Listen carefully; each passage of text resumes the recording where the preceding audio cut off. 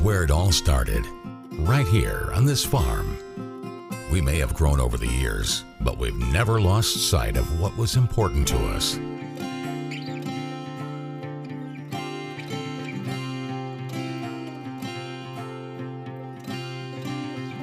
We're continuing that tradition today, and we always will be for generations to come.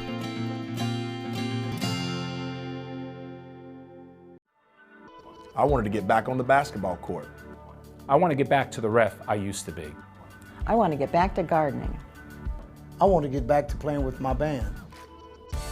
Only one team is qualified to get patients back to living their lives. Bluegrass Orthopedics has physician experts to assist in your recovery, whether it's an injury or chronic condition. Bluegrass Orthopedics provides convenient, specialized, and comprehensive care for your unique life.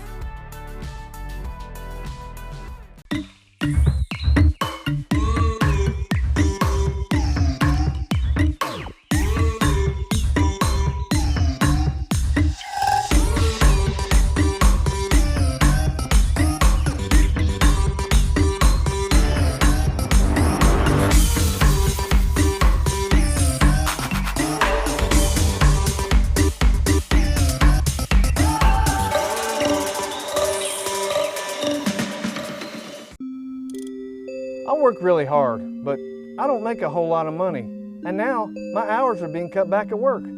I've gotten so far behind on my bills, I feel like I'll never get caught up. We're Atkinson, Sims, and Kermode. We're not going to judge you. We've come up with a way to get you started for less.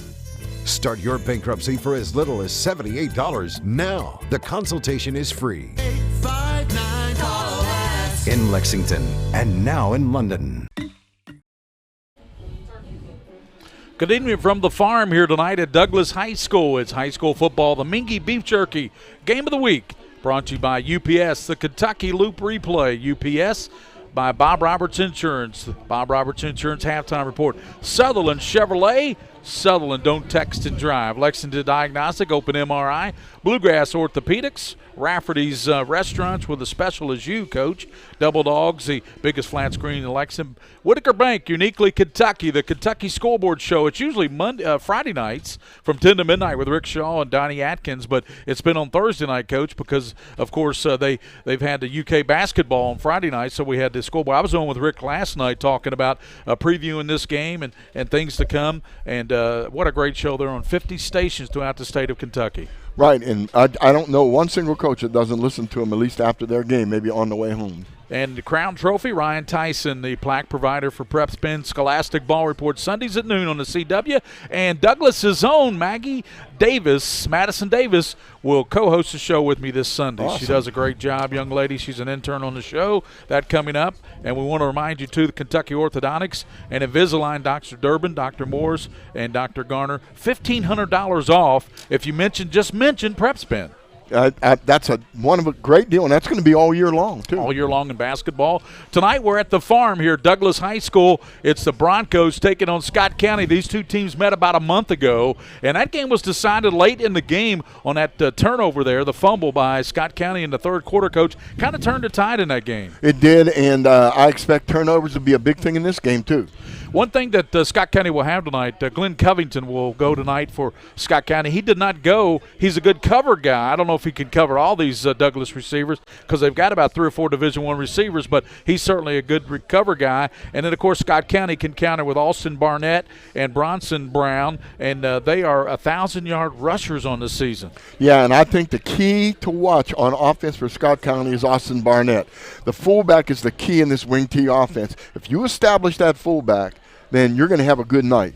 Cameron Jones, the quarterback for Douglas, has thrown for 2,500 yards and 30 touchdowns, Coach. And he's a young man. He's up for Gatorade Player of the Year this year in the state of Kentucky. He'll be a finalist for that. Of course, Wandale Robinson will have a lot to say about that over at Western Hills as well in that basketball score last week, 78-74. Yeah, and I talked to Aaron Hall, who was an offensive coordinator over there, about that game, and, he had some thoughts about it. If he shows up tonight, Aaron might come to this game. If he does, we'll talk to him for a minute.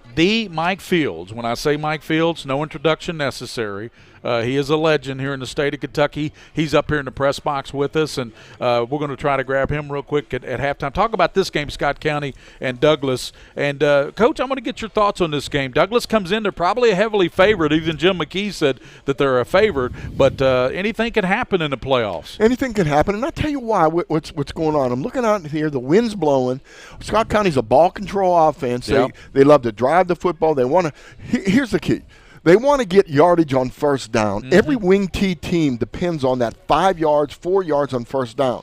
But if they get behind the chains and have to throw, they don't like that. Right. They like to pass when they surprise you, when it's a 3rd and 1 or 2nd and 1, and then they just fake the ball in there and throw the ball down the field. And DeMario Fishback sitting over there for Douglas saying, hey, I can run the football too. Oh, boy. You look at his stats, 1,100 yards on the season, 20 touchdowns rushing. He also has 4 touchdowns receiving out of that backfield. But their receiving corps is probably close to Catholic as we've seen all year with Hayden Hunt, DeKale Crowdis, UK's already offered him a scholarship, and Michael Lowe. Those guys can really catch the football. Okay, let's compare those two, Lexington Catholic and Frederick Douglass. Okay, let's talk about your favorite guy, Douglas High School. Nathan Schnurr. Nathan Schnurr, the receiver. They've got about 6 receivers over there, and they've got a quarterback that puts the ball on the money all the time.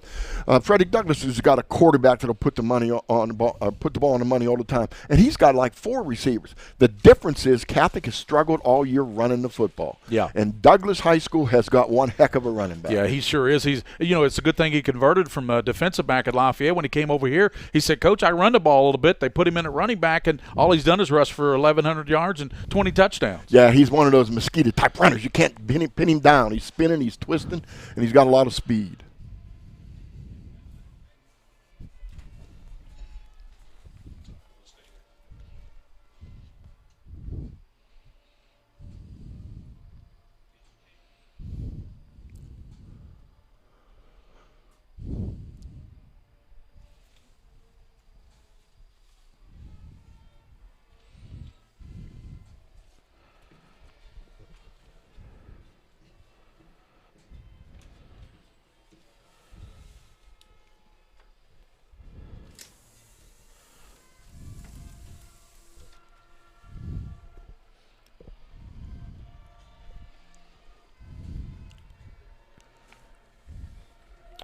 Sorry about that. We were talking during the national anthem there. We normally don't do that, but we had the windows closed, so we couldn't hear it. But anyway, the national anthem here at the farm. Douglas High School comes in 11-0, and the reason that's significant, Coach, they're the only undefeated team in 6A football. Yeah, I know. Big surprises in Louisville. Some 2A teams beat them. 6A team. You have Trinity struggling this year. It's just amazing, the turnaround. We saw Louisville Male over Bryan Station a while back, and that's a really good football team. St. X has a few losses this year, but they're ranked, I think, 3rd or 4th in the state.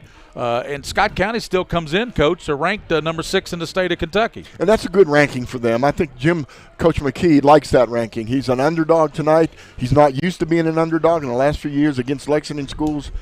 He has always been a favorite, but this year they're coming in an underdog against the Douglas High School. Yeah, Douglas comes in 11-0, and Scott County comes in 8-3. But you have to look to those losses. I mean, they beat Moeller. Then they lost to LaSalle out of the GCL, a really good LaSalle Lancer football team. They beat Highlands. And they also have losses this year, of course, to Henry Clay. Was that the biggest surprise to you, Coach? Yeah, it was the biggest surprise, and I think that – my friends at Big Things Kentucky talked about that, and one thing they said was that they interviewed Coach McKee, and he said, it's not so much what we did wrong. Henry Clay was fantastic that night. They did everything right. And then they lost their quarterback after that game. And then they lost the quarterback. And when DJ Van Horn went down, Henry Clay plays Simon Kenton tonight, I think, right, Coach? Henry Clay plays Simon Kenton up there in Simon Kenton. Darren is over at Tates Creek and Madison Central. I think he's doing that game audio on Mixler, so Darren's over there, so we'll get updates from him as well on Tates Creek. And Tates Creek kind of shocked the world last week, didn't they? Tates Creek shocked the world, and I guess it was the same thing. They just went up there. Would they play Boone County? No, Boone County played Henry Clay. Yeah, Henry Clay. Yeah, Tates Creek went up north. Connor. Yes. Somebody. Yeah. Yes. And won. And again, Tates Creek's a funny team too. They're up and down. tonight, the Scott County Cardinals, as we said, 8-3. Douglas 11-0. We'll take the captains are meeting at midfield right now. We'll take a look at the starting lineups for Scott County. Tyler Salmons will be the center, 6'2", 220, and a senior. Cameron Carpenter, a 230-pound senior, will be a guard. Austin Taylor, the other guard, 6'2", 230. Big Brian Hudson, 6'5", 305. Coach, he's a load out there. I was watching him warm up, and he absolutely is. He's a big dude. He's a monster. Peyton Sanders is the tackle, 6'2", 275, junior. And the tight ends will be Micah McClave, Cade Mullins will start. Glenn Covington will be a wideout, a senior. In the backfield, Austin Barnett, the fullback. Cade McKee, the quarterback. What is it you like about Cade McKee? Again, all the McKee guys. Clay McKee was the first one I really saw play for Scott County.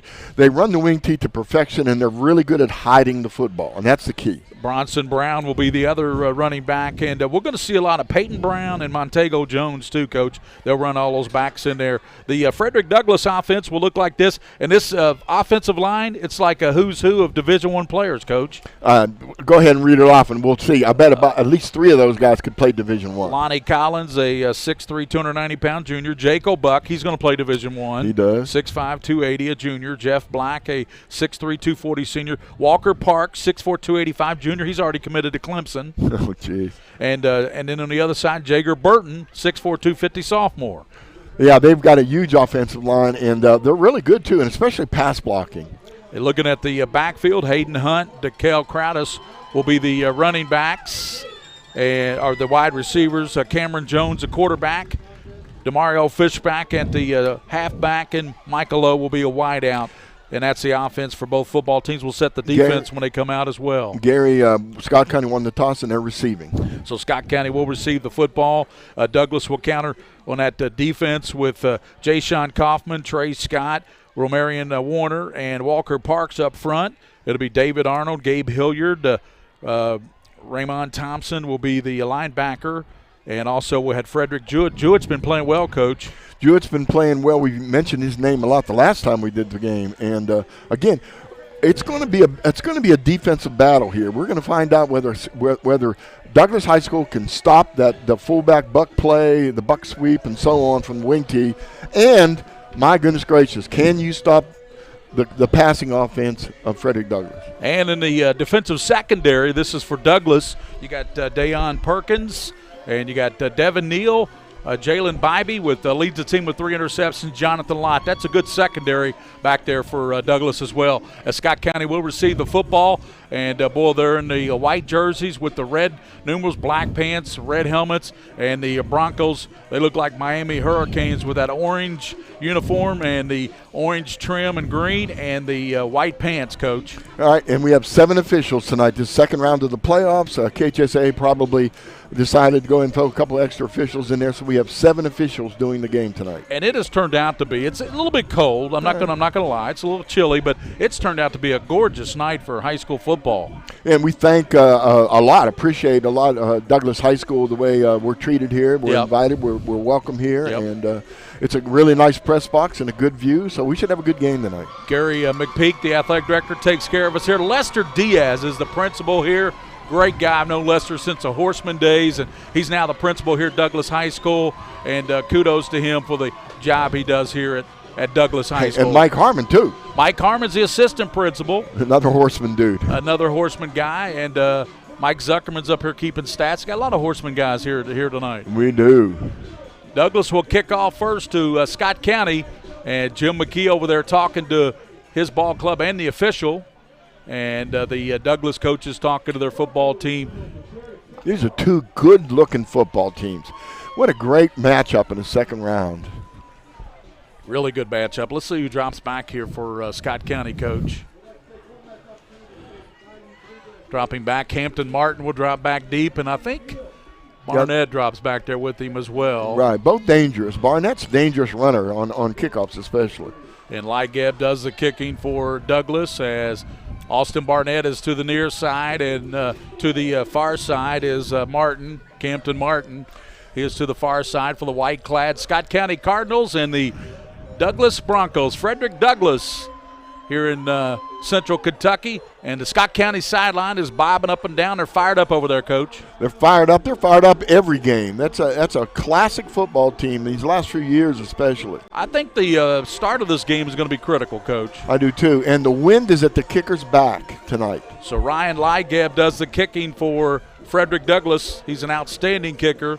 Ligeb set to kick off, and Martin and Barnett back deep at the 5-yard line. And we're just about set for football, and here's the Mingua Beef Jerky Game of the Week right here at Douglass High School. And it will be Martin. He bobbles it at the 12, picks it up at the 15, out to the 20, and he's to the 25-yard line, still going, and runs it all the way up to the 27. That's a nice return there by Mr. Martin after he fumbled the football. Yeah, and he did the right thing. When he fumbled the football, he picked it up and ran straight ahead, north and south. Man, if you start dancing around there and there are 11 men coming down, 10 men coming down there to make the tackle, the kicker stood back there picking his tee up. And I'm going to keep an eye on that first down, because you said if they get 5 yards, that's what the wing tee's looking for. If they just get a couple, then they'll be behind the chains, as you said. Yeah, 4 to 5 yards. My math's not that great, but 4 times 3 is 12, and that's a first down. Yes, sir, every time. And here comes the Scott County Cardinals at the 27 on the return by Martin. Austin Barnett is the fullback, and they got a Covington to split out to the near side, and Peyton Brown is the slot to the right side. Coming in motion, Bronson Brown, and a give it around the right side, and Bronson's going to take it to the 35-yard line. Man, that was good play action there by McKee. There's a good play action, and that's the thing. You can't, when you're playing against this wing tee, you got to sit there and wait and see where the ball's going, because sometimes one of the best things to do is back your linebackers up a little bit so they can read the blocking, read the guard blocks, and so on. But that was a 9-yard pickup, Coach. Yeah, that kid's going to do some damage tonight running the football. So they got a slot to the right side. That's going to be Bronson Brown. He's in motion now, and they're going to give it to Barnett. He's got the first down up to the 40, 41, 42. Finally tackled right there by the Douglas Broncos. Coming up off the pile there for Douglas, David Arnold, the outside linebacker, number 7, was the guy I saw make the play. Yes, and that's that fullback buck, and it's just you're pounding you with the fullback power, the quick hit off tackle. They can fake the ball and go around the corner with the buck sweep and so on. This is a really good offense, especially in cold weather like this. First down for the Cardinals at the 42. And motion by Brown to the far side. Peyton in motion. And a quick toss to Bronson. 45. He's at the 50. And finally run down at the 40-yard line. Takes it to the 39-yard line. And there to get him for the Douglas Broncos was 49, Coach. 49, Miguel Espinoza. Espinoza making the play. Yeah, really nice. Really nice play on the sweep. They ran the motion man. We have a penalty. Sideline warning. Yeah. Penalties that's what hurt Scott County in the first game. Remember, they got a lot of offside penalties. Right. Well, this is just a warning. So the next sideline problem will be a penalty against them. But right now it was just a warning. They got too excited there. They're stepping on the field too far, getting in the officials' way. Brown actually got the 38-yard line. First down. That's the second first down of this drive for the Cardinals. McKee sends Brown in motion under center. And he is going to give it to and he takes it down to the 30-yard line. That's going to be Austin Barnett. That's nice. Man, that's another 7-yard, 8-yard pickup. Their game plan is to try to pound the ball, to pull them inside, then flip outside. Always be aware, though. Always be aware.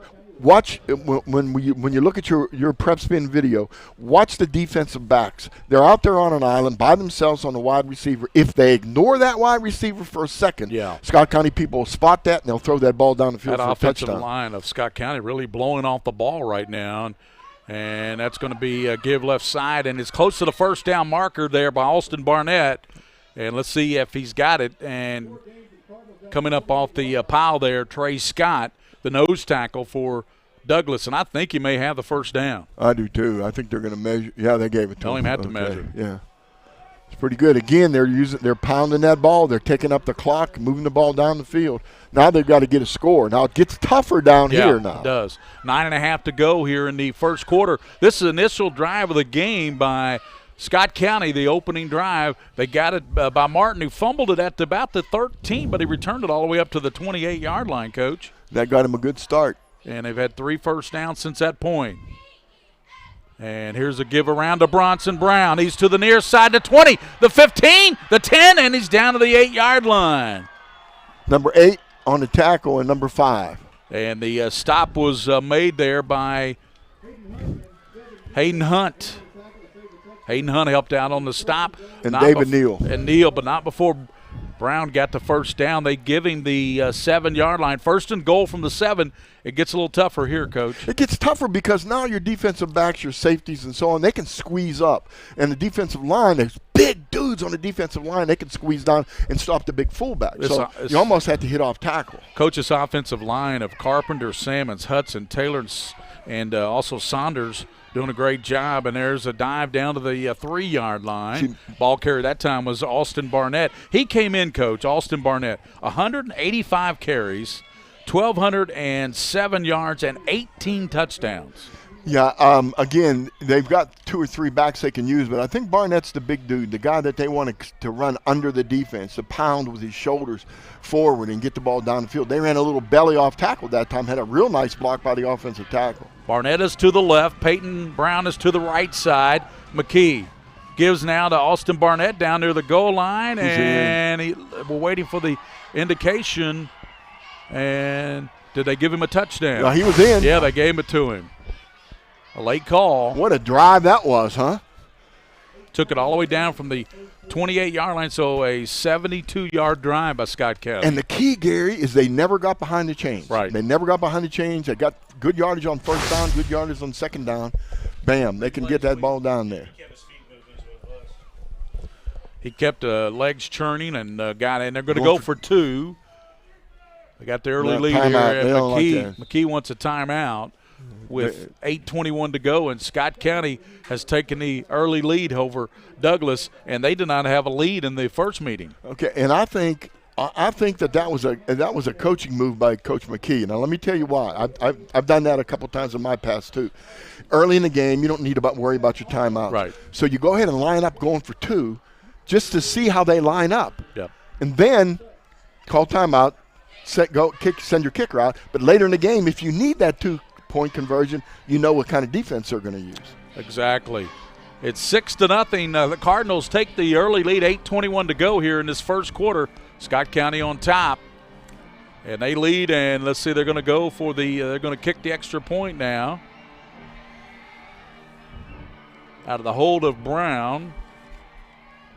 And that's John Giese with the extra point. The long snapper, by the way, is Hudson. He does all the long snapping on his team. So Hudson, the Virginia Tech commit, snapping it back to Peyton, and the Giese kick is up, and it's going to be no good. I thought it got in the left side from up here, but no good off to the left. Just barely. Just barely. 8:21 to go. Our time isn't working here on the scoreboard, so I'll have to give you the time and the score here on PrepSpin. And it's 8:21 to go, 6-0. Scott County leads Douglas. We'll be back.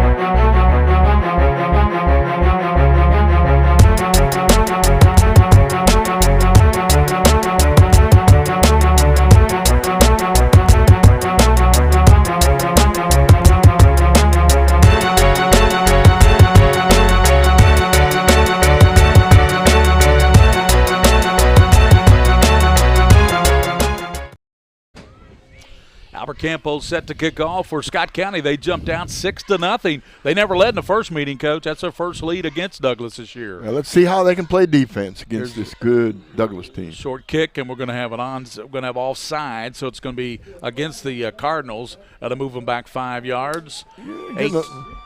8:21 to go, first quarter. Scott County on top, and on a Austin Barnett 3-yard TD run. He kept the legs churning, Coach. We looked at the replay, and those legs are really churning. Yeah, he keeps his shoulders down, his shoulders ahead of his knees, and he just drives his legs and got underneath everybody for the touchdown. And missed the extra point. Looks like the wind was blowing against him. He needs to gear that. If you're going to go in that direction, you better kick it toward the right upright. Yeah, so Campos will kick off. Back deep is Hayden Hunt. He's standing at about the 17-yard line, and there's a couple of guys up even closer. And one of those guys is Crowdis to the near side. But Hunt is the deep man back at the 17, waiting for this Campos kick. And now he is going to, and it blows off the tee. Well, again, we got a pretty stiff wind out there on the field now, so they're going to have to be careful. They'll give him another shot at it and then maybe have somebody hold it.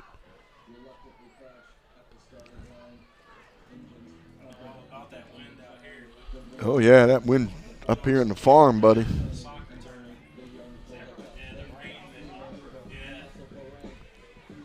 Here we go.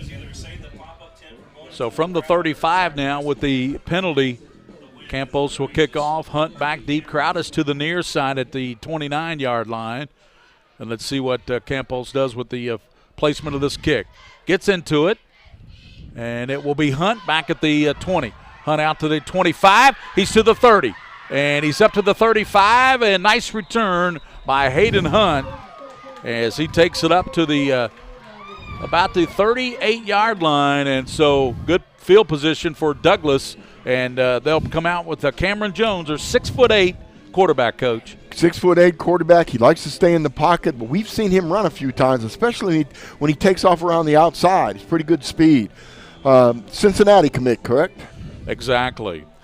Yeah, Cincinnati can use him too. And they've got a good program going up there, and a quarterback like him, they could really develop. Zach Coleman is along that defense for Scott County, number 41. He's 250 pounds, and you got Hudson on the left side with that. Now they've got a 4-man front, and here comes Cameron Jones with Fishback to his left, looking back in the pocket. Airs it out. He's got a receiver down there. Bean, incomplete. And there's a flag on the play. And as he aired it out to Montavian Bean. Yeah, they hit the quarterback, but I don't think it was a late hit, so the penalty must have been down the field somewhere. Let's see. Yeah, it's going to be pass interference against Douglas.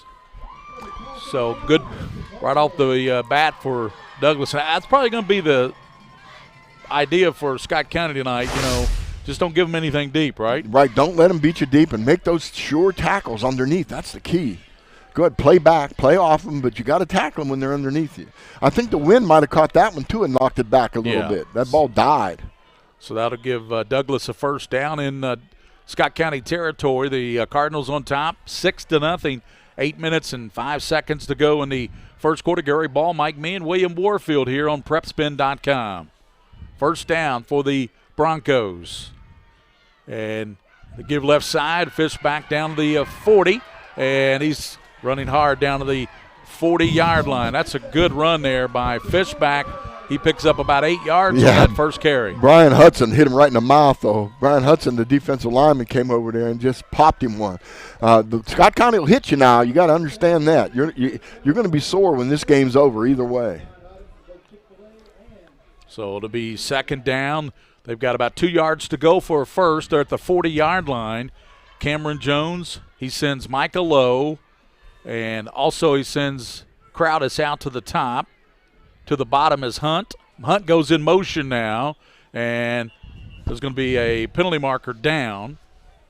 It's probably going to be moving too soon. Encroachment, yep. Yeah, moving too soon. Offensive. Yeah, one of the Broncos just decided he was going to get a jump on everything. Gary, they're running a 3-4 defense now, and they're backed off. But I noticed when they put a man in motion, they're going to send that backside linebacker that outside linebacker, he's going to come flying in at the quarterback. So we could see some pressure on the quarterback tonight. Montavian Bean splits out to the bottom with Hunt. Michael Lowe and DeKel Crowdis out to the top. Cameron Jones now from the 45-yard line. And there's another flag. That one's going to be against Douglas too. Same thing. They're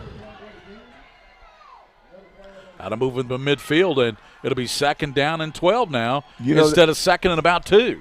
That penalty, I believe it's on the center. I think the center is moving the ball. He's kind of herky-jerky with the football, and they're calling that motion penalty against him. Cameron Jones with Fishback to his right in the backfield. 2nd and 12. Jones back to pass. Steps up, throws it, and it's caught by Hunt. He breaks a tackle at the 45, and he can't break that tackle at the 43-yard line. Good open field tackle by the Cardinals defense. And getting over there and making the play was Watts. Burke Watts is a leading tackler on this Scott County team, 6'2", 230-pound senior linebacker, and, of course, the younger brother of Cooper Watts. I'll tell you, I'm watching Brian Hudson. He is a beast on the defensive line. He is totally destroying the offensive blocker. 6 minutes and 10 seconds to go in the first quarter. 3rd down. Jones back to pass. Cameron airs it out. He's Bean, and it's through his hands. Threw it a little high. Threw it a little high. It was through Bean's hands at the 30. It would have been well enough for the first down, but it'll be 4th down for the Broncos. Frederick Douglass at the 45-yard line, and they're bringing in their punting team. Yeah, you don't want to give them a good field position, a team like that can drive the football. Now, this is the 2nd round. I don't know Coach Lanner from Douglas very well, but, a lot of teams will fake punt in these types of situations. When you get to this point, win or go home. Glenn Covington drops back to receive this punt from DeKel Crowdis, and he'll punt from the 45-yard line. You got to watch a fake punt here because he'll certainly run the ball in a long count. They're trying to draw him all sides, and Crowdis gets off the punt. It's to the right side, and it's going to take a good roll down inside the 20 to the 15, still rolling down inside to the 13-yard line. So not a good punt, but he gets a pretty good roll. Yeah, you got to field those punts. You got to figure out a way to get somebody there to catch those balls. Don't let those things roll, especially when the wind's blowing in against the punter's back, and that ball is going to roll. So Glenn Covington back to receive, and he just watched the football roll, and it goes down to the 13-yard line, and the Broncos down by a touchdown, 6-0, 5:49 to go here in this first quarter. What do you think of the first offensive series by the Douglas Broncos? Well, they got those penalties, and the penalties hurt them. They can run the football outside and get 3 or 4 yards, and they can throw the ball underneath the way Scott County's dropped off. Throw the ball underneath and get the first downs. So McKee gives around the right side and hit hard. Good play turned in by Douglas's defense on the run there, and that was by Bronson Brown, and the nice play was turned in there by Douglas. And Ty Bryant was on the tackle. Yeah, he sure was, and also helping out was Neal, but pickup of about maybe 2. It would be 2nd down and 8 at the 16. All right, this is a big down for them. They don't want to get backed up and have to punt here against the wind. Austin Barnett is the lone back. They give to Brown around the left side. He's breaking tackles to the left side and finally upended at the 18 on a nice play, and coming in there making that play for the Douglas defense. And 16, Coach. Yeah, that's Ty Bryant. Ty Bryant. We're gonna keep remembering that number 16 because he's in on almost every play. 3rd down and about 5 for Scott County. Okay, it's manageable for them in this type of offense. They can get that. They don't have to throw the ball to get 5 yards. 4 minutes and 40 seconds to go in the first quarter. 3rd down, big 3rd down here for Scott County. They are short of the 20-yard line. McKee gives it to the fullback, and Austin Barnett. I think he's got the first down. I think so. I think he got to that line. Up to the 24-yard line. First down. You have to stop the fullback in the wing T. You have to prevent that. You can squeeze your defensive lineman. You bring your linebackers if you have to up.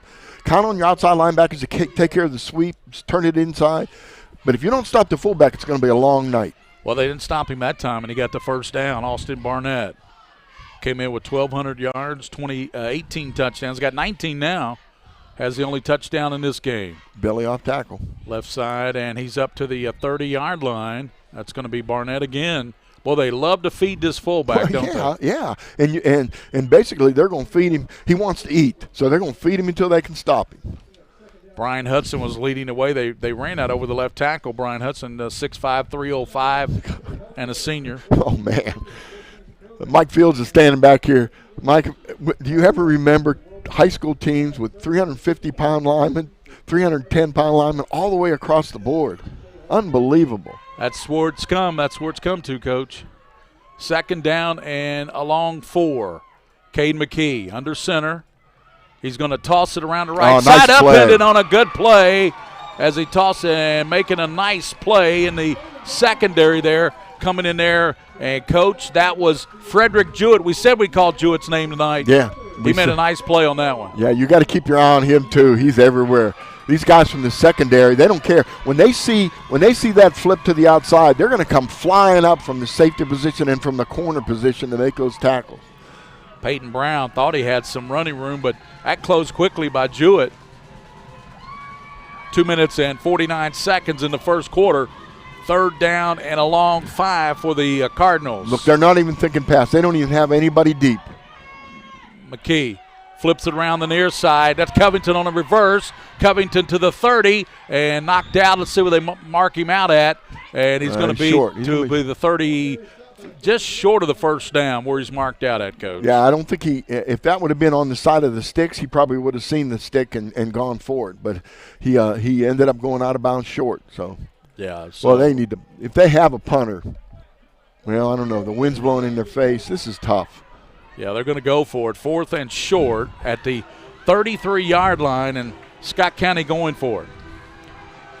Oh, man, I tell you what, they've got the offense and get those shorts, but again, you have to watch Douglas High School. They've got to squeeze those linebackers up there and try to stop this.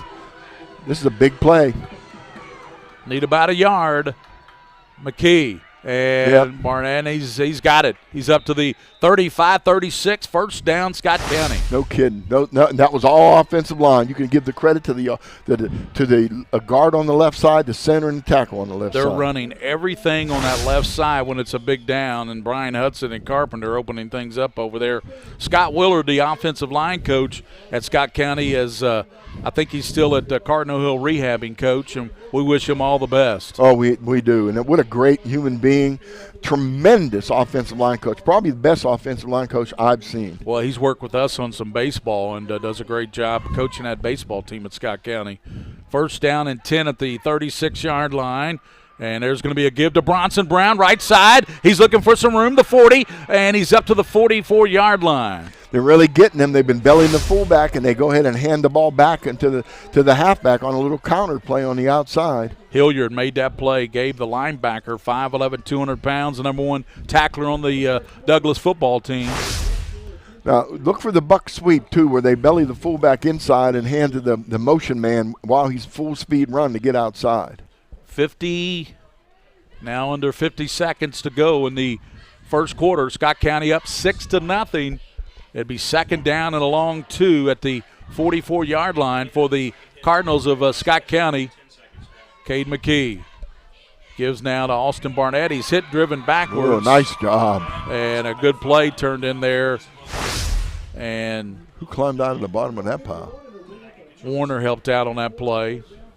So it'll be third down. And that's going to do it for the end of the first quarter. We're down to about 18 seconds. Yeah, they're just going to let it go, Gary. Coach Willard is out of Cardinal Hill today. He got out today. He is coaching over there on the sideline tonight. So congratulations to Scott Willard for a speedy recovery. He's coaching tonight. That's the end of the first quarter. We head to the second quarter, and the Scott County Cardinals, when we come back, will have third down at the 45 and about a yard and a half, and they lead 6-0 on an Austin Barnett 3-yard TD run. We'll be back on the Mingua Beef Jerky Game of the Week. I'm on a fixed income. Credit cards help me balance the money that's coming in and what I need to live on. I've thought about bankruptcy, but how am I supposed to pay for it? Sometimes the people that need help the most are the very people who can least afford it. We've come up with a way to get you started for less. Start your bankruptcy for as little as $78 now. The consultation is free. In Lexington and now in London. By the numbers, Whitaker Bank loves the Kentucky communities we serve. Over 30,000 Kentuckians are saving time and money by doing their banking online with Whitaker Electronic Banking. 341,000 transactions were made on the go last year using the Whitaker Bank mobile app. Over 340,000 text alerts were sent last year with Whitaker Bank text banking. We share your passion, Kentucky. Love the bank that loves you back. Whitaker Bank is uniquely Kentucky. Coach will take a look at those first quarter stats at the end of this, but of course Scott County faced with third down there at the 45-yard line. They've got about a yard to go, and they've got it at the 45. McKee sends Brown in motion, gives to Austin Barnett, and he's hit, and I think he's got the first down with the initial mark up at the 46-yard line. Looked like he got the first down. It was directly across from us up here in the press box. We had a good angle at that. That looks like a first down. Yeah, it's a first down. And Scott County guessed, Frederick Douglass guessed correctly, but it was just too much of the running back. He just pounded that extra few inches to get the first down. Whenever they need tough yards, Coach, they give it to Austin Barnett. Yeah, well, they should give it to Austin Barnett. Austin Barnett's got 39 yards on the tough yardage tonight, whereas Bronson Brown's got 63 yards, hitting the outside, hitting that belly off tackle. Scott County has Covington out to the near side. Brown in the backfield, they give to Barnett again, and he's going to be hit at the midfield stripe, pickup of about 4. And knocking him down was Jewett and company, Frederick Jewett. Now, when you hear Jewett coming up there to make tackles, Scott County's, they're people on top of the stands up here, up in the press box. They're watching this. And when they see these safeties coming up, they like to run those post patterns and hit behind them. They don't throw the ball but 3 times a game, but when they do, they're usually very deadly. 10 minutes and 44 seconds to go in the first half. Scott County leads 6-0 over Douglas. Scott County has it second down at the 50-yard line. McKee brings out the offense. And he's going to fake it now and give it as a flag down. And that's what Scott County was doing in the first meeting. A lot of penalties. There were several penalties in the first quarter. That's the first one we've seen on them tonight. Yeah, they're except for the offside. Right. They're not all set for a second before the ball snapped. They're running up there trying to get Douglas off balance because Douglas is flipping some people. Jewett, I noticed, is going side to side and so on. And that time they just moved. They had too many people moving before the ball snapped. So it'll be second down and about 11 at the 45-yard line. They've got to get down to the 44 of Douglas for a first down. Scott County Cardinals in that first quarter, they had a total of 6 first downs. No, check that, Coach. Yeah, 6 first downs in the first quarter. Yeah, and they have 4 times the amount of time of possession, too. Give to Austin Barnett, 50 down to the 47-yard line. Boy, that was a big run there by Austin Barnett. He nearly broke that. It is, but the key thing, Gary, it gives them 3rd and short again. Walter Parks helped out on the stop there. So it's going to be 3rd down, and you would think with Scott County going for it back at the 33 earlier, this would be 4-down territory. It could be. I mean, but before they had the wind at in their face, but now they've got the wind at their back. 3rd down at about 4 at the 48 for the Cardinals. Brown is a slot to the left side. McKee gives to Barnett to the 45, and he's knocked down right there. It will be 4th down, and Hilliard, the linebacker, made the hit there for the Douglas defense, Gabe Hilliard. And it's going to be 4th down and about a yard, and obviously they're going for it. 4th and very short, and honestly, if it wasn't for Hilliard's tackle, he would have made the first down. Hilliard bent him over backwards. He tried to force himself to the first down, and Hilliard just bent him over backwards. Nice job by that defensive player, I'll tell you. 9:05 to go in the first half. Scott County leads Douglas 6-0. And Douglas wanted to get a new player in, but he comes back to the sideline.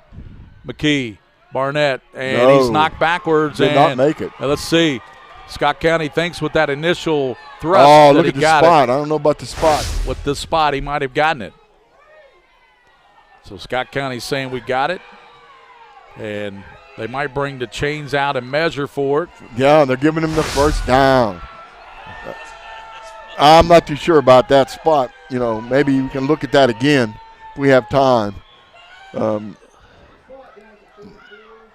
Usually these officials are right on it. But you know what? Picking spots, it's just a guess, really. We're going to take a look at that again, Coach. There you go, Coach. So watch that play, Gary. Okay, I've got to look at the live action. And it was close. I would say they needed to measure it according to what we saw. Bronson, they give to Bronson Brown. He's hit, knocked down after about a yard pickup. And there are a host of, led by Walker Parks. And you ever hear the term pick your poison? That's what Douglas High School is doing. They're picking their poison. They're saying, okay, we've had enough of this. We're going to stop the fullback buck play. We're going to stop the buck sweep. We're going to do that. Yep. We don't think they're going to throw the ball, so we're going to just go ahead and maybe play man-to-man on that wide receiver, the only wide receiver they have. The only time they use Covington, their wide receivers, on a reverse. He ran it down here to about the 33-yard line, but they have not passed it one time tonight. No. Second down and about 9 for the Cardinals in their white with the red. And there's McKee back to pass. He is. And he has got Peyton to the 20, and he's down to the 15, to the 10, and tackled there. Peyton Brown at the 8-yard line. Okay, here we go. We talked about this the whole time.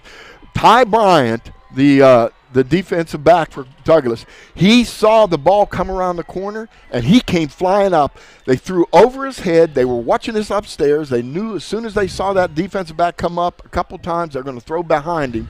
And Ty Bryant knew it, because when he got beat, he was furious at himself down around about the 5-yard line, kicking himself for coming up. He broke the cardinal rule of a defensive back against the wing T offense. Never break your assignment, ever. And Scott County has it at the 8-yard line, 1st and goal. The pass from McKee, his first pass is a completion, and it's to Peyton Brown, and he takes it down to the 8. We're going to have a timeout on the field. Timeout with 6:56 in the first half. Scott County on top, 6-0, leading Douglas undefeated, ranked number 1 in the state of Kentucky. Douglas Broncos will be back here on the Mingua Beef Jerky High School Football Game of the Week. Some things never change. Like the sound of pads crushing against the equipment, the feel of cleats on fresh-cut grass, or the deep rest from a full practice. Another thing that never changes, the feeling of relief when the whistle blows for break. And the savory snack to go along with it. This is a moment to remember. This is a Mingua moment.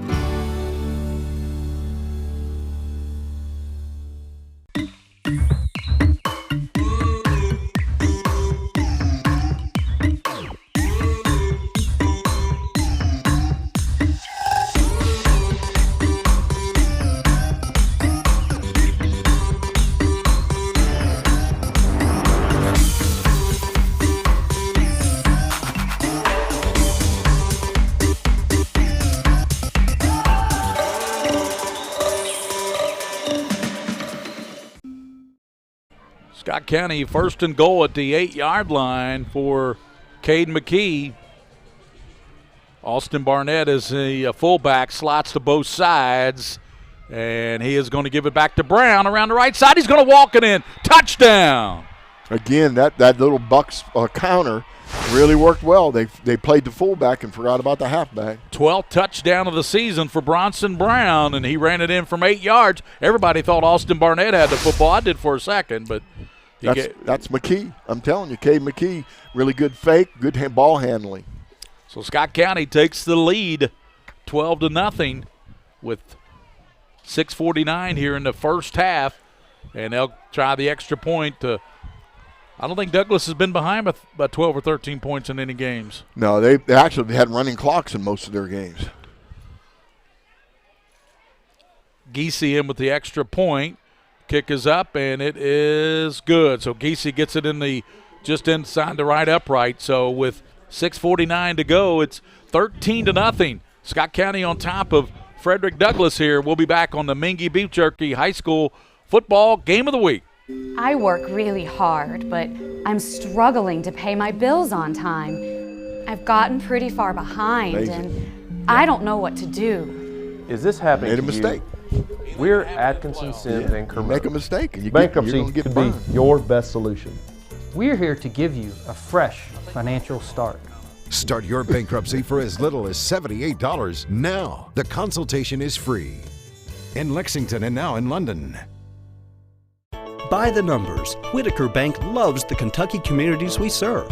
Whitaker Bank supports 496 Kentucky schools. Over 282,000 students benefit from Whitaker Bank's Kentucky education initiatives.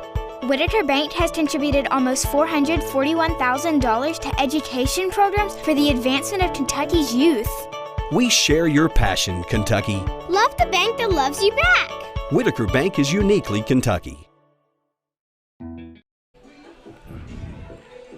All right, welcome back here to the farm, Gary Ball. What do you think so far? It's 13 to 6. Scott County's done everything they should do, and they're going to move the ball back. Apparently there was a penalty, and they're going to move it back to the 25-yard line and make them kick it from there. It's probably an excessive celebration penalty. They were in the end zone for a long time after that touchdown. So that'll be Albert Campos will kick it off from the 25. Back deep will be Bybee at the 20. Hunt and Crowdis at the 30-yard line for Douglas. And Douglas finding himself down 13-0 here in this second round of the playoffs. The winner moves on to take on, I think, the winner of the Simon Kenton they're playing tonight. Who's Simon Kenton playing, Coach? Henry Clay. Henry Clay. Yeah. So the winner of the Henry Clay-Simon Kenton game. And I believe if that's Henry Clay, it would be at the school here that wins. And here's an onside kick. Smart. And it's going to be fielded by the near side. Boy, nice return there by Hunt. Hunt slithered down the near sideline to about the 44-yard line. Yeah. See, that penalty really killed him. If Hunt had more sideline there, Coach, he might have gone all the way. Yeah, you put yourself in a bind when you have a penalty like that knocks you back 15 yards on a kick, and then put the ball in the bound and try to roll it. You don't want to kick it deep to those two receivers back there because they could take it to the house. But having that penalty really hurt you. Sure did. At the 44-yard line. Now let's see if Douglas High School has any answers here. First down. Cameron Jones sends Hunt in motion, gives it to him on a river to the left side. Hunt to the right side to the 40-yard line, picks up about 5 or 6 yards. Good run there by Hayden Hunt. Yeah, they brought the strong safety up fast to make the tackle. He was actually there to make the tackle, Gary, but missed it.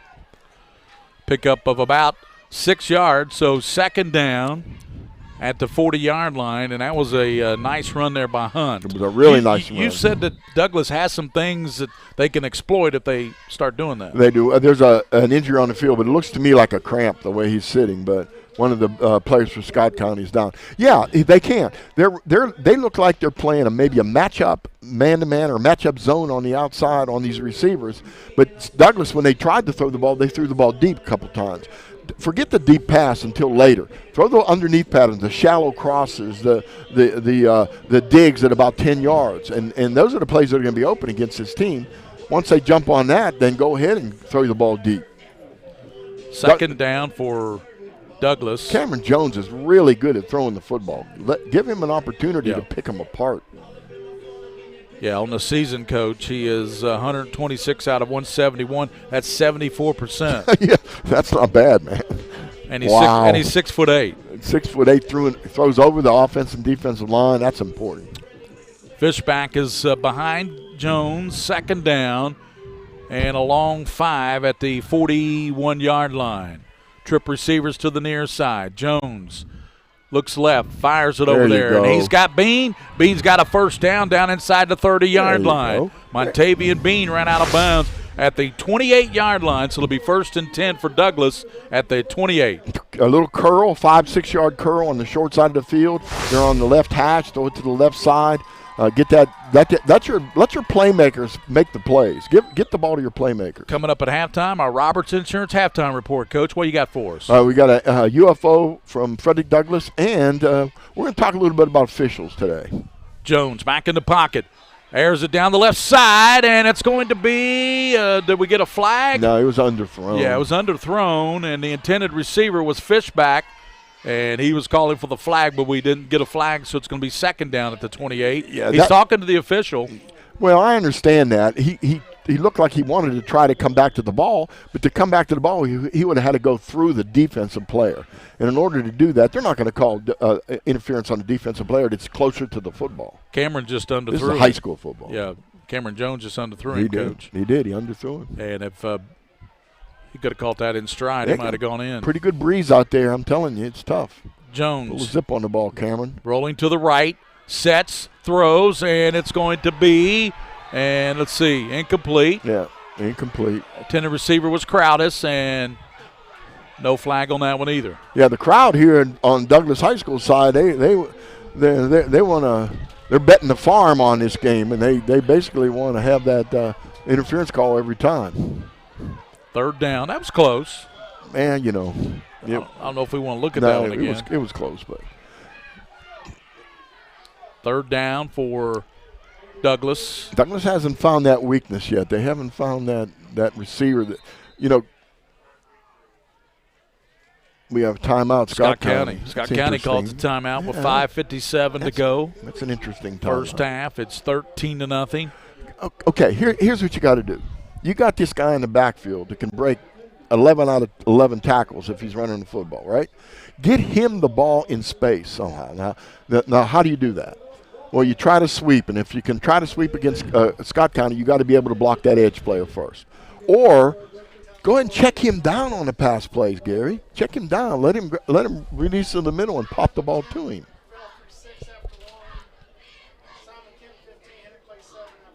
Okay. Catholic 10, Belfry 6 after 1, and we had a score on Henry Clay and Simon Kenton. Kenton. It was 15-6. Something like that, yeah. Both of those games could go either way, to tell you the truth. We got Darren over at Tate's Creek. We'll get an update from Darren as well.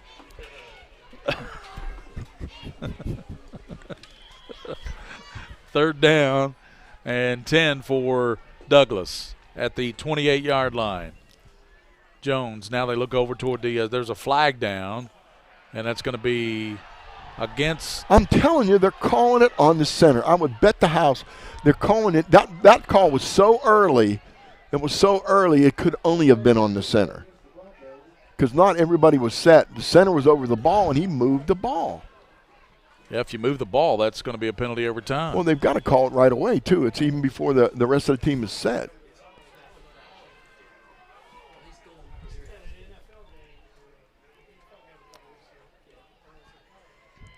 Douglas looks a little bit discombobulated now with all these penalties, Coach. Yeah, it hurts him. They put him in a bind back here. But this is 4-down zone for him, too. Third down.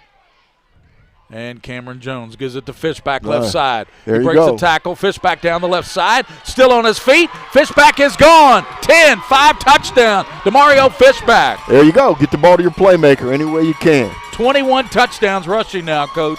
21 touchdowns on the play. Let's have a look at that again, Mr. Warfield. Running back. Fishback. He broke about 3 tackles at the 25-yard line, and he was gone after that.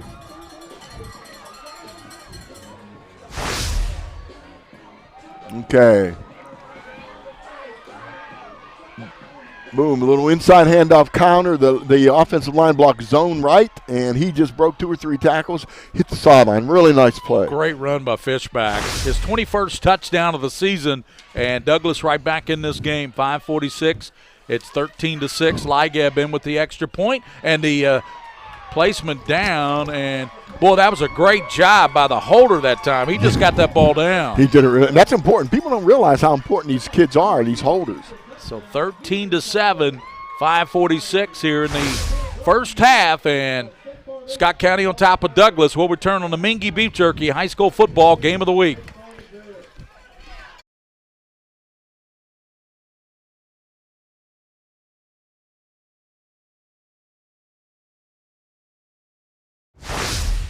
The future of healthcare seems dark at times, but for patients in Kentucky with diagnostic imaging needs, there's a place with clarity and a compassionate staff.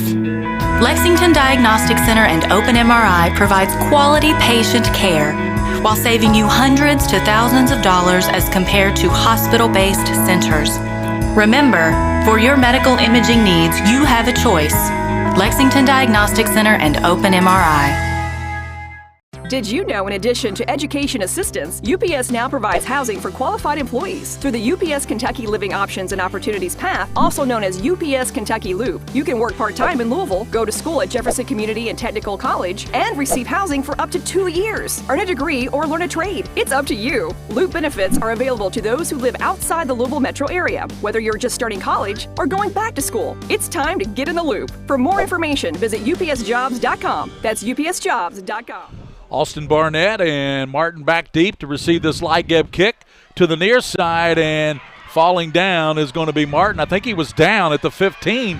They got to mark him down, but he got up and went with the ball, so he's to the midfield stripe up to the 45-yard line. Yeah, he wasn't down. He actually was down, and then the ball was never in his possession. He stood up and picked it up. Okay.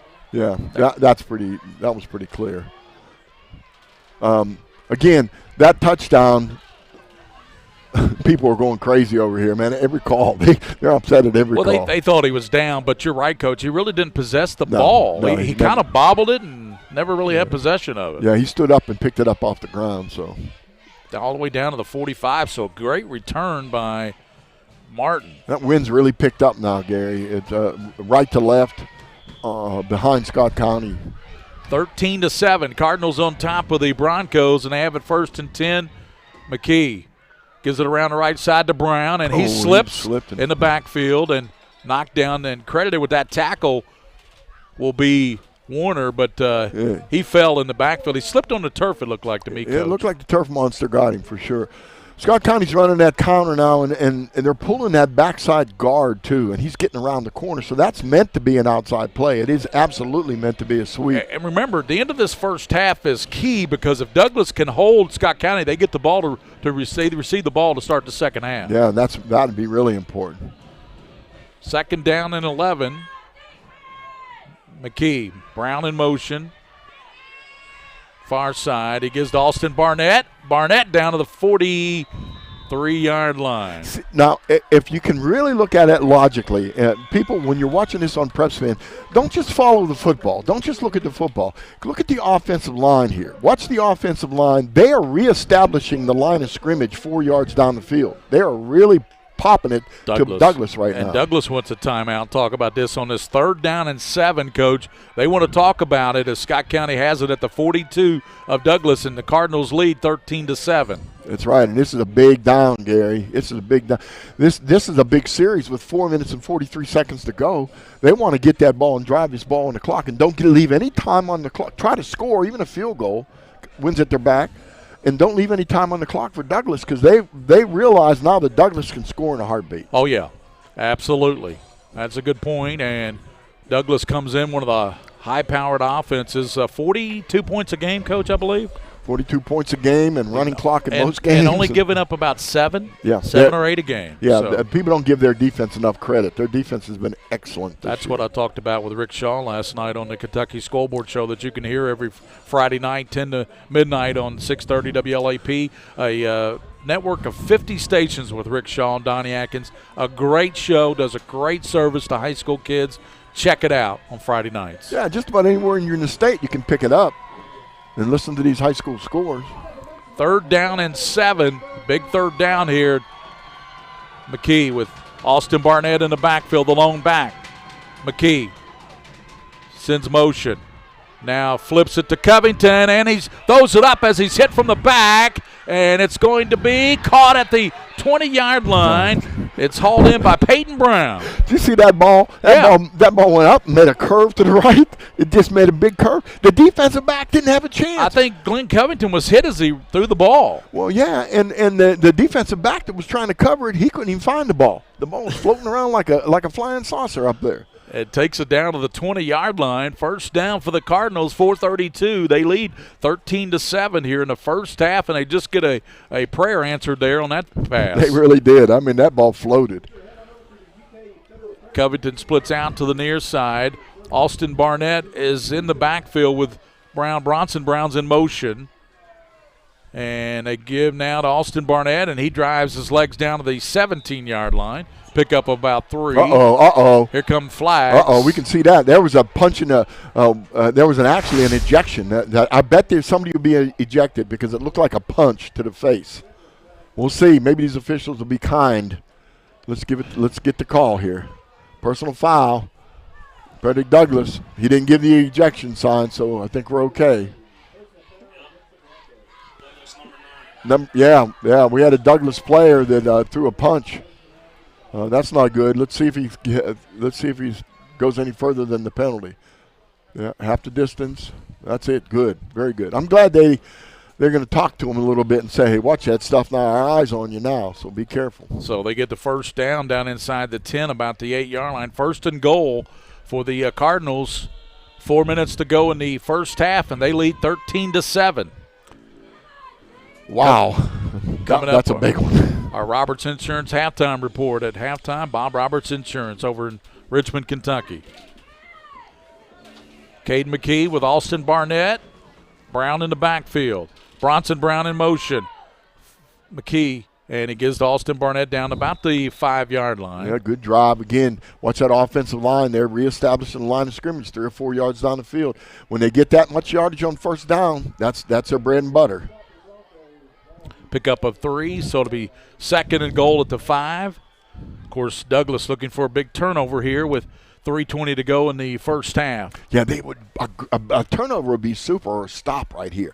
So you go into halftime with some momentum. You did it on defense. Now we know we can do it the rest of the game. And Big Hudson has shifted over to the right side now, Coach. Oh, Lord, he's a monster.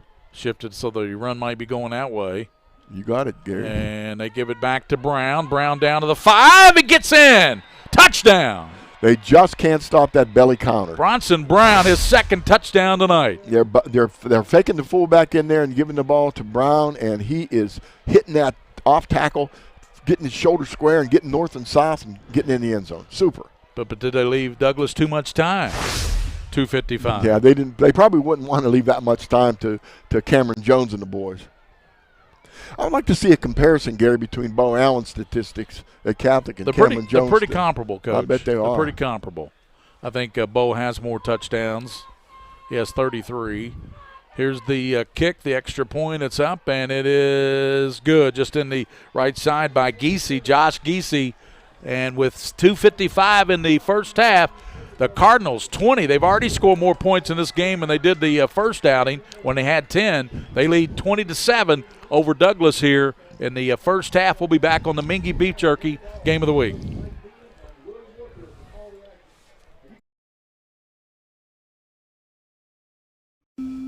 I work really hard, but I'm struggling to pay my bills on time.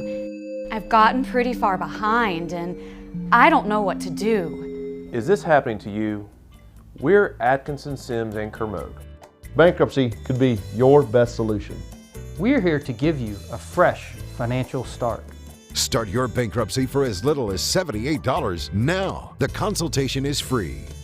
In Lexington and now in London.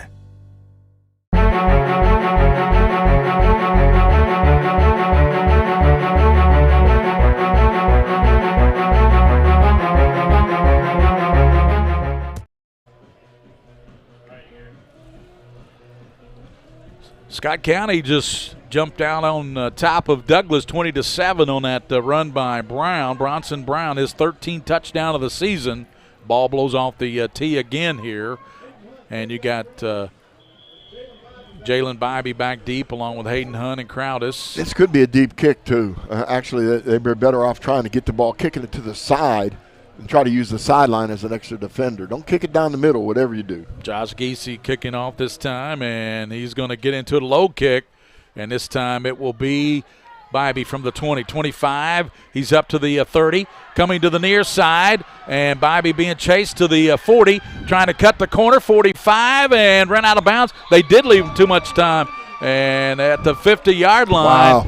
And I tell you what, almost could have had a flag over there, Coach. Yeah. It was close, but it was okay. So what All right, Gary Ball brings the lifesavers up here all the time. We're passing them around. So I know they're good. They're good, yeah. So they're all the way at the 50-yard line. So they did, when I said that they leave them too much time, they got 2 minutes and 43 seconds.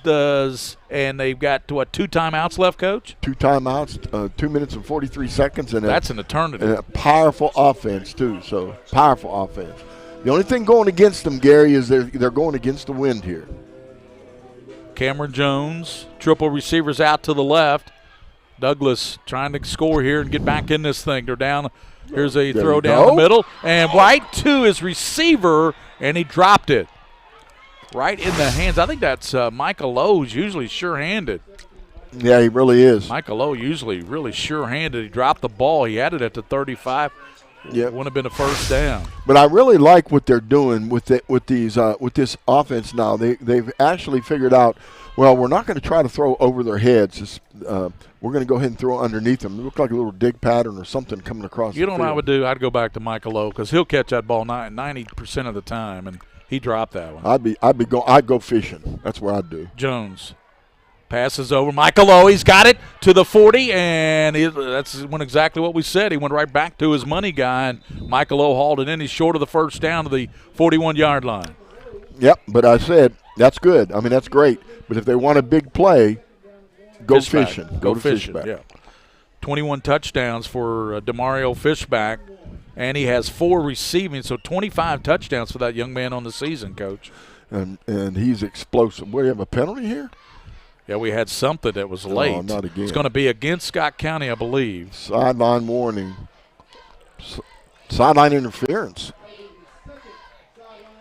And it's second sideline warning. That's a sideline interference penalty is what that is. That should be an automatic first down as well. It's usually 5 yards. Yeah, it's going to be a automatic. Going to be a first down, Coach. It's a 5-yard penalty. So they move it down to the 36-yard line. It'll be first down for the Douglas Broncos. 2.5 to go here. 2 minutes, 30 seconds in the first half. It's 20-7 if you're just tuning in to PrepSpin with William Warfield, the king of stream. Mike Meehan, Gary Ball here on PrepSpin.com. Mingua Beef Jerky Game of the Week. We early in the season we did you make the call, a play, that penalty, and that interference penalty is a monster. Jones gives in the middle to Fishback, and Fishback hit and takes it down, and he takes it to about the 35. Pickup of a yard. Got a gang tackle. The thing that you worry about when you got your back to the defenders is somebody coming in and popping that ball loose, you know? Exactly. And he likes to turn around backwards and spin and stuff. But, again, the way to tackle him is a gang tackling like that. That clock's running down, Gary. It's 2 minutes now. At the 35 of Scott County, the white and red Cardinals, the Big Red Nation from up in Georgetown, and the Douglas Broncos, Big Orange here at the farm in Douglas High School. Frederick Douglas, second down. Cameron Jones, receivers all over the field, fires it to the near side. He's got his man, and that's Michael Lowe, and he got out of bounds at the 22-yard line. First down, Michael Lowe. That's 2 catches for Lowe on this series after he dropped that one, Coach. Yeah, Jeremy Hamilton hit him and knocked him out of bounds. And, again, get the ball to these playmakers, and let's see how you do it. They're in a good shape right now with 1:45, and they're within striking distance right here. They might leave Scott County too much time. And don't make a mistake here, though. So first down and 10 at the 22 for Cameron Jones. He gives the Fishback around the left side. Fishback cuts it back 15, down to the 10. Fishback still going, down to the 7-yard line. That's a nice job. First and goal. Yep, go fishing when you need it, and I guarantee you he's going to get the yardage there. So they're going to keep pounding with him. He's a tough guy to tackle. A little off-tackle play looked like maybe a zone play. To the 7-yard line. I got. If Douglas scores here, Coach, they're not only backing this ball. Well, the penalty's going to move it back. So what was this one for? It was a late flag. It's going to move it all the way back to the 20. Still marking it off. What in the world? Holding back to the 32-yard line. Oh, for crying out loud. They got 7 officials out there, and each one of them is making a penalty call. Well, my question on that is it's going to take it all the way back to the 32. Mm-hmm. So where was the penalty at? I mean, it had to be at about the 20. Yeah, it had to be right where he broke the line of scrimmage. Yeah, that's true. So first and 20 at the 32-yard line for Cameron Jones. Motion to the near side. Jones back to pass. Airs it out. He's got low, and he dives for it. Incomplete at the goal line. Yep. That was on Cameron. He knows it, too. He's shaking his head.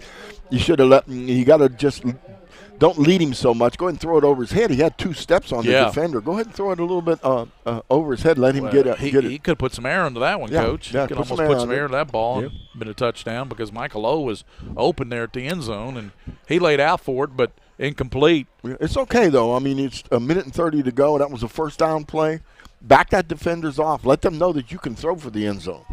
And that's what they did. Yeah, they sure did. Second down at the 32-yard line for Frederick Douglass. Fish back to the right of Cameron Jones. Jones back in the pocket. Jones steps up, and Jones is going to be sacked at about the 36-yard line. Can we see that again? Because they brought a lot of pressure from the backside there. Yeah. Bam, look at all that pressure coming from the quarterback's left side. They brought an outside linebacker. The defensive tackle broke through. They brought the house. They brought the house on the left side, and they got there. On this big third down, we're going to have a timeout called by Douglas. Football all the way back at the 37. Coach, I got to get down to the 12-yard line for a first down. Yeah, they've got to get back out to Man of War Drive in order to get a first down. That's about the size of it here at the farm. Pretty place, though, isn't it? You know who sold all this, or released it really, was Anita Madden, the lady who passed away not too long ago. She owned all this farmland out here at Hamburg, and she leased it all out to all these businesses out here. And it's a growing area, and there's a lot of businesses out here. One of our favorite restaurants is right around the corner. Rafferty's. And Rafferty's with a special is you. Yeah, and Double Dogs. We have one there. Double Dogs, yeah, we got to thank all of our sponsors. Of course, coming up at halftime, Coach will have the Roberts Insurance Halftime Report. Bob Roberts Insurance are on Main Street over in Richmond, Kentucky. Bob Roberts Insurance. And check out the Scholastic Ball Report Sunday at noon, Coach. I just was going to say, I have my DVR set for it already. That's when you watch Dish Network, it's channel 28. Listen to this. We got a feature on she leads a nation in kills. A young lady, Megan Taylor at Paintsville, leads a nation in kills. Oh, I got to see that. Volleyball player. I admire the volleyball players. My daughter-in-law is a volleyball coach, and I'll tell you. 3rd and 25 for Douglas. Let's see what Cameron Jones had. Blitz left side. He airs it out to the bottom and incomplete. Trying to go to Fishback, who laid out for it at the 15. That is a play that Christian McCaffrey, they ran last night for the Panthers. Release that running back out of the backfield and down the sideline. Don't miss him, though. Make sure he catches the ball. You can give it to him early. If he would have got that out there to Fishback, that would have been a touchdown. Well, if he would have got it to him early where he could have caught the ball, got his shoulder square, and beat that last defender on a cut, which you know he's going to do. He always makes the first person miss. So from the 36, we should have a punt here from Douglas with a minute 15 to go. Glenn Covington back deep at the 10. I'd watch for a fake, too. I really would. Waiting for the snap. Long count. Nice snap. Good snap. And the punt is straight up, and it's going to bounce at the 32-yard line. It's going to be about a net of 3, right? Yeah, look at him. Look at him stand. I love it. These young guys, these high school guys, they know. That was Crowdus. They know it. It's especially if they win the game, their boys are going to be on them bad about that one. They're really going to be on him. He better not go in the film room if they win and it comes to that punt. So Douglas is going to have to, if they're going to win this game, they got to fight from behind. They're down 20-7, and Scott County looking really strong right now at the 33-yard line. First down. Now, you made a good point, though, Gary. Douglas gets the ball first in the second half, so they do have that opportunity, don't they? First down at the 33 for Scott County, and Hudson this time is a tackle to the left side.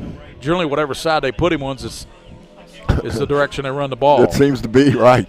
He's talking to Carpenter right now, and they're just going to take a knee. They're just going to take a knee and let the clock run out here in the first half with a minute to go here. Yeah, they're happy with the 20-7 lead.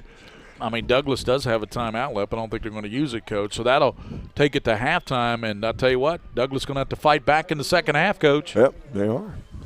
They're going to be down a couple of scores, 20-7. It's going to be a fight in the second half, and they get the ball first, and we'll see what they do. They make adjustments. They have a tremendous coaching staff. Yeah, we had a score on that. Do we have a Lexington Christian score, William? Lexington Christian? Okay. Lexington Christian's playing Shelby Valley. Shelby Valley, yeah. That's a trip, too. And that's going to do it for the the half is running out now. It's down to 24 seconds, and Scott County's headed to their sideline, and Douglas is headed to their locker room. And halftime will be 20-7. Scott County on top of Frederick Douglass here in the first half, and down to 10 seconds. And we'll have the Roberts Insurance halftime report, and Coach will also try to chat real quick with Mike Fields and have some halftime here. Roberts Insurance. It's halftime, and Scott County leads Douglas 20-7 here at the farm at Douglas High School. We'll be back here with more halftime on the Mingua Beef Jerky High School Football Game of the Week. What's your starting five? How about this one? Mild, hot, Cajun, barbecue, and teriyaki. It's the flavors of Mingua Beef Jerky, each one handmade from Ronnie Mingy's all-natural recipe using top-quality beef. That's what makes Mingua Beef Jerky stand out. Take it from me, Tom Leach. Pick up a package today, and if you don't see it, ask for it. And check them out online at minguabeefjerky.com. That's M-I-N-G-U-A beefjerky.com. And go there today to see their newest product, Mingua Beef Jerky Meat Sticks in mild, hot, or honey barbecue. By the numbers, Whitaker Bank loves the Kentucky communities we serve. There are 50 Whitaker Bank locations serving Kentucky communities just like mine. 61 Whitaker Bank ATMs throughout Kentucky make getting quick access to cash easy. Whitaker Bank staff serves the needs of nearly 70,000 Kentucky customers every day. We share your passion, Kentucky. Love the bank that loves you back. Whitaker Bank is uniquely Kentucky. Hi, this is Gary Ball for Crown Trophy of Lexington. Crown Trophy offers youth sports awards, corporate awards. They offer signs and a full line of promotional products. They're located at 2680 Wilhite Drive on the corner of Nicholasville, New Circle Road, just behind Starbucks. Stop by and pick up your copy of our 85-page catalog. Crown Trophy is nationally known, but locally owned with 150 stores nationwide. Crown Trophy, the official provider of plaques for the Scholastic Ball Report and PrepSpin. I work really hard, but I don't make a whole lot of money. And now, my hours are being cut back at work. I've gotten so far behind on my bills, I feel like I'll never get caught up. We're Atkinson, Sims, and Kermode. We're not going to judge you. We've come up with a way to get you started for less. Start your bankruptcy for as little as $78 now. The consultation is free. 859-CALL-US. In Lexington and now in London. I work really hard, but I'm struggling to pay my bills on time. I've gotten pretty far behind, and I don't know what to do. Is this happening to you? We're Atkinson, Sims, and Kermode. Bankruptcy could be your best solution. We're here to give you a fresh financial start. Start your bankruptcy for as little as $78 now. The consultation is free. In Lexington and now in Somerset.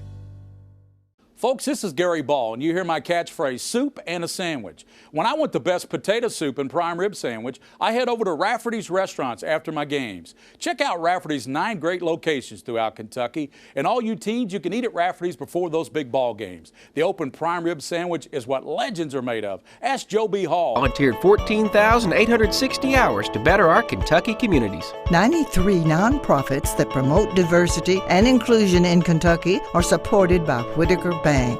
We share your passion, Kentucky. Love the bank that loves you back. Whitaker Bank is uniquely Kentucky.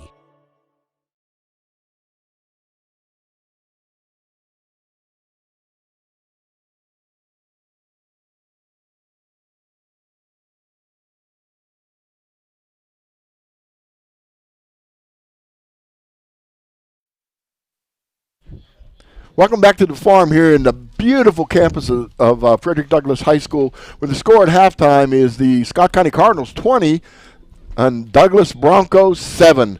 We're having a tough game here. The Broncos haven't quite figured out exactly how to get that ball down the field on their passing game, but they've got open receivers. They're running some underneath patterns. The wind's wreaking havoc with some of the deep balls. I'll tell you that. Balls are floating everywhere. So we're going to have a good second half. Frederick Douglass gets the ball first, so that gives them a good opportunity to start. Let's do our normal halftime. First of all, we have our Robertson Insurance halftime presentation called, what we start with is our UFOs, our unheralded football overachievers. Years ago, Mike Fields is sitting here with us, and we're going to talk to him in a minute. But years ago, all those years I coached, I always noticed that there are people involved in the program, Mike, who do so much but never get any credit for what they do. So I started this quite a few years ago, where we ask each coach to send us some information on someone in their program they'd like to honor. We call them a UFO, unheralded football overachiever. We have one tonight from Frederick Douglass, and I thought this was a really good one. Coach Leonard said that he wanted to honor Jason Hawkins. Jason Hawkins is the head custodian here. You talk about a job. It's not like the old days where you swept floors and that's it. These facilities are huge complexes of so many things. He's a custodian here at Frederick Douglass High School, and he works extremely hard for all our students and athletes. This is direct words from Coach. Jason and his staff have everything ready and set up for the school day and the athletic events with great professionalism. If we needed something on the weekends, he's the first person to volunteer to come on the weekend on his own time and do some things to do some jobs to get things done here.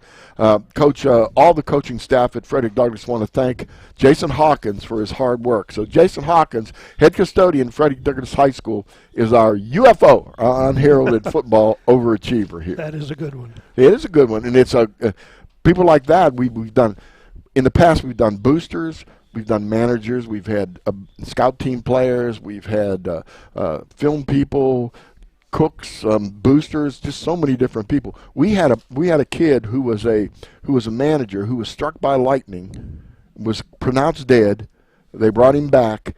He was crippled. He had some vision problems. He straightened it out, and he was a manager on the football team for one of the teams we did. All right, now the second thing we always do is we take a rule, or we talk about the officials, because a lot of times what happens, early in the season we had a big argument, not us, but the fans in the stands were yelling at the people in the press box because there was a running clock and they didn't understand what a running clock was. So we explained that in one of the halftime things. But today we're going to talk a little bit about game officials in another way, since this is the second game of the playoffs. I wanted to talk about game officials and how they must practice something that I always thought was really important. I call it the 3 C's: communication, courage, and commitment. First of all, communication. Officials have to communicate with each other during the game. They really do. If you look at the pro games, they actually have headsets and they talk to each other during the game. And I think the college game they do too. Haven't got that far in high school. But they've got to communicate with all the different things they're doing. They also have to communicate with the coaches. Now, all those years, 34 years of coaching, that was one of the key things. So many coaches yell and scream at the officials. They get penalties against them. I'm proud to say that I never had a penalty called against me on the sideline. Not one single time. Now, my son tells me that's not a good thing, because he said, you should have got angry a couple times. You should have got mad at the officials and might have swayed it one way or another. I didn't feel that way. I just felt that respect, that they deserve that respect. You also have a communication with the players. You don't want to be a player's friend, but you want to be able to tell them that these are high school kids. In other words, if a player is starting to get too close to the line of scrimmage and he's a wing back and is supposed to be back, go ahead and say you're creeping up. You're creeping up. Be careful. You're allowed to do. You can do that, and I think in high school that's important because that gives them a little more knowledge of the game. So communication is important. Courage is another thing.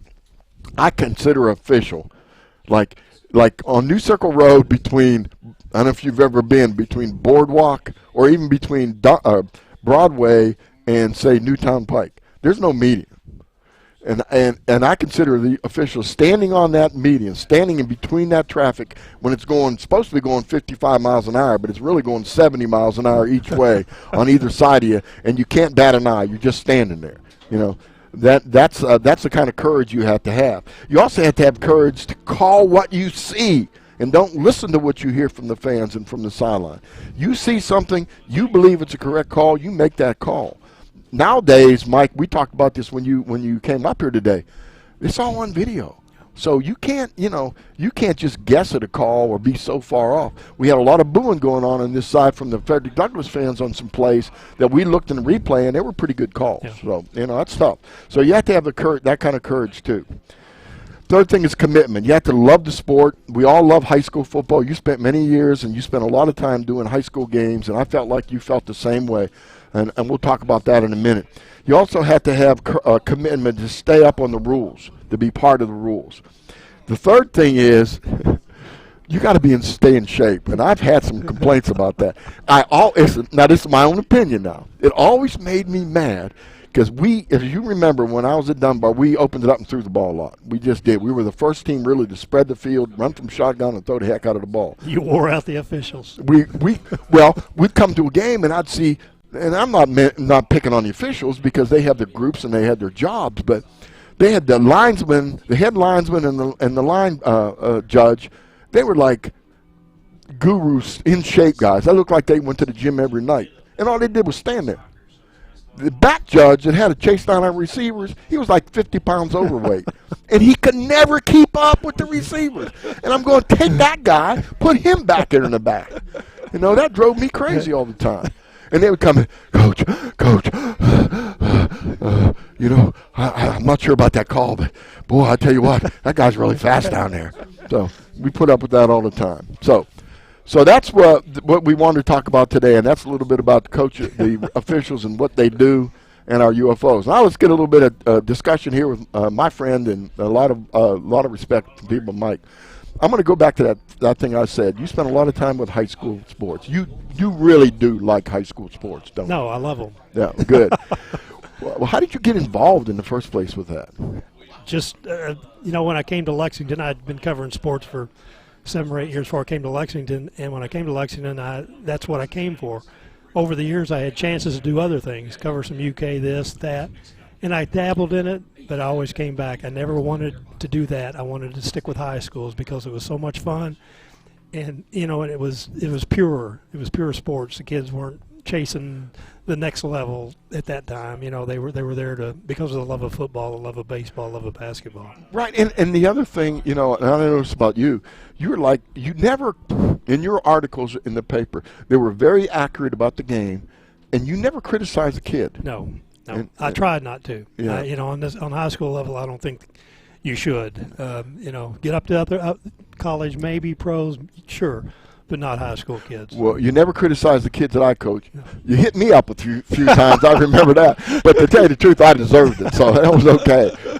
There were times early in those years, things were pretty crazy. I didn't know. And that was the fun. I got to see Dunbar open. I saw them through, get to the state finals in '96. Saw them get to the state basketball finals a couple of years there.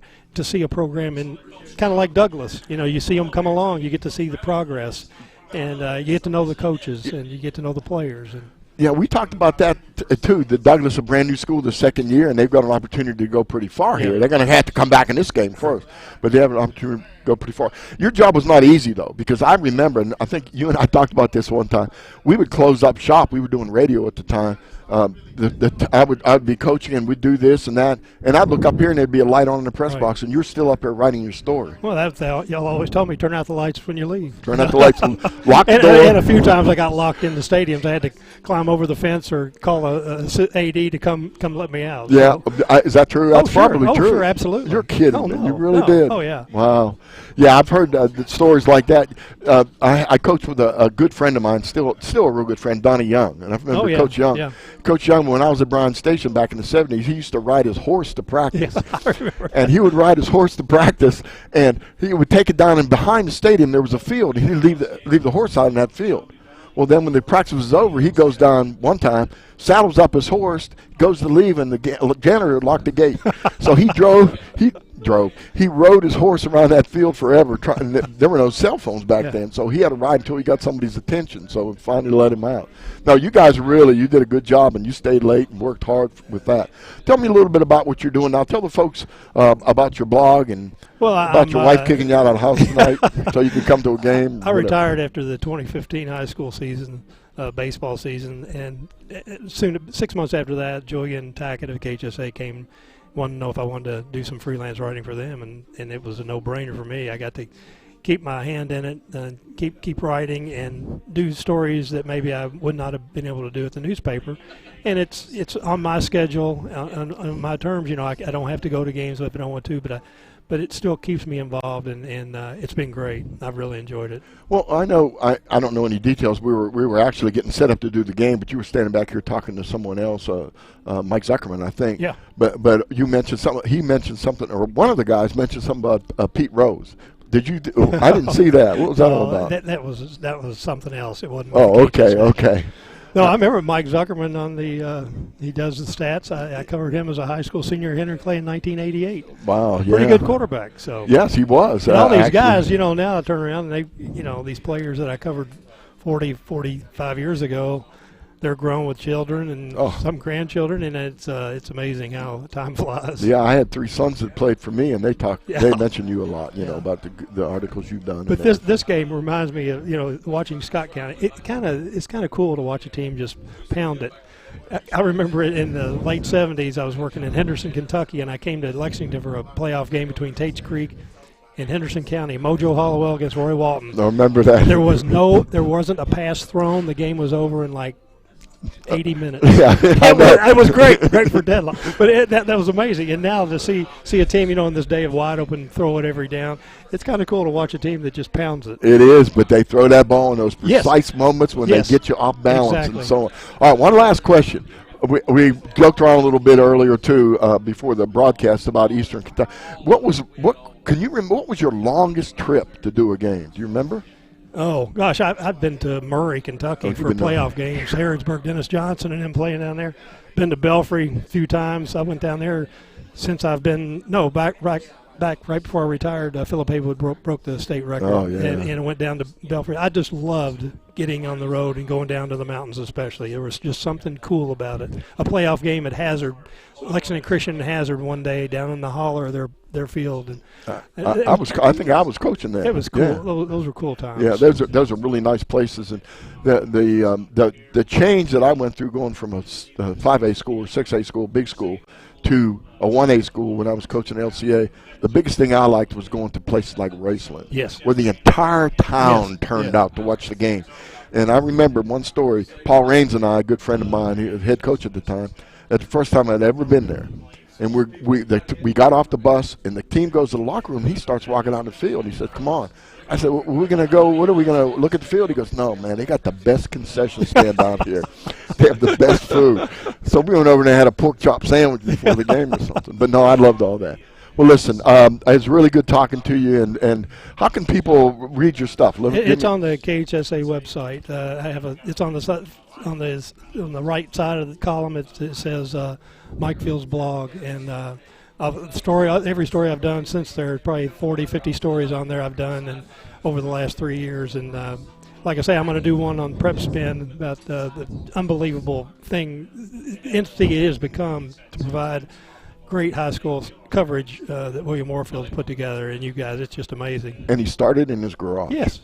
Started in his garage. Kind of like Microsoft or Google or Apple or something. You're one of those guys, right? Well, listen, thanks again, and the teams are out in the field warming up. Thanks to Mike Fields and Robertson's Insurance halftime. William Warfield, we'll take a little break here, and then Gary will come back maybe and go over some stats with you. We'll be back here at the farm in just a few minutes. 20-7 in favor of Scott County.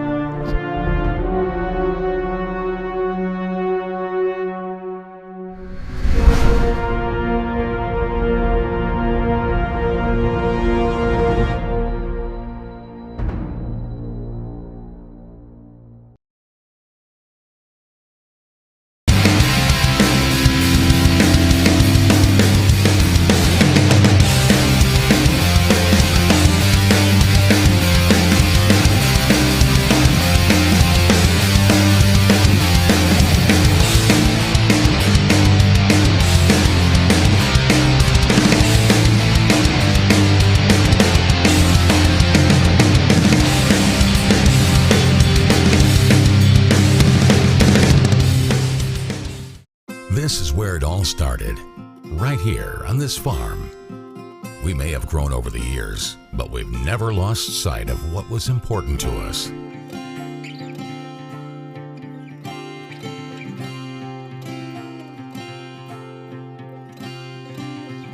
We're continuing that tradition today, and we always will be for generations to come.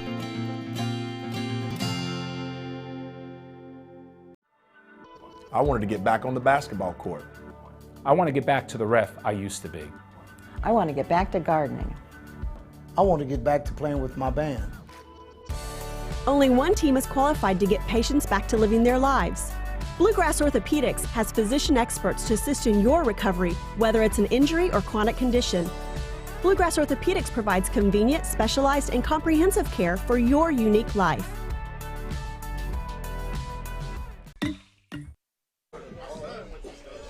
Welcome back here to the farm. Gary Ball, Mike Me, and William Warfield. Thanks to Mike Fields for joining us here at halftime of the Legend. He works with the KHSAA now, does a blog. Check it out, KHSAA, just out Mike Fields' blog. And Scott County will kick off here to start the second half. The Cardinals lead Frederick Douglass 20-7. And you look at the first half, Austin Barnett got things started with a 3-yard run. That was in the first quarter, 8:21 to go. The kick failed, and then Bronson Brown came back with an 8-yard TD run. Josh Giesey's kick made it 13-0. DeMario Fishback hauled in a 33-yard. Here's a kick taken to the 20-yard line, up to the 25. Crowdis up to the 40, and DeKel Crowdis up to the 41-yard line. And Crowdis returns it there for Frederick Douglass. As we are at Douglass High School, Douglass will have the ball. We start the second half, 11:52 to go in the third quarter, and Douglass trails Scott County 20-7 here as we start the second half of action from Douglass High School. The Douglass Broncos are in their orange uniform, Scott County in the white with the red and the black pants, red helmets, and it will be Cameron Jones triggering the offense. He's got DeMario Fishback to his right, triple receivers to the bottom, single receiver to the top. He's out to throws it over to the left side. It's caught, and it's going to be taken up to the 48-yard line. Taken in by Montavian Bean up to the 48, pickup of about 7, maybe 8 yards. And it's going to be second down and 3 right there. About 2 make it at the 49-yard line for Frederick Douglass. Cameron Jones comes right out the bat and hooks up with Bean for about a 7-8 yard pickup, and it's second down and 2. Yeah, Jaco Buck was out there, big lineman out there blocking out ahead of the play. Here's Fishback. Oh, nice sidesteps a man. Down to the 45. He's to the 40. He is to the 35, to the 30, still running. He's on it to the 20, down to the 15. He's still going down to the 12-yard line. Now to fire up his football team.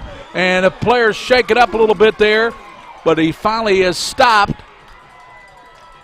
And there to get him was the Scott County Cardinal number 5. That's Martin. And Martin was a little shaken up, and I tell you, boy, if Fishback will fire up his team with a run like that, Coach. That's a ESPN run right there again. I mean, that's one of those when you break about 10 tackles going down the field. At the 11-yard line, Douglas trying to strike early here in the second half. They're down 20-7 to this Cardinal football team.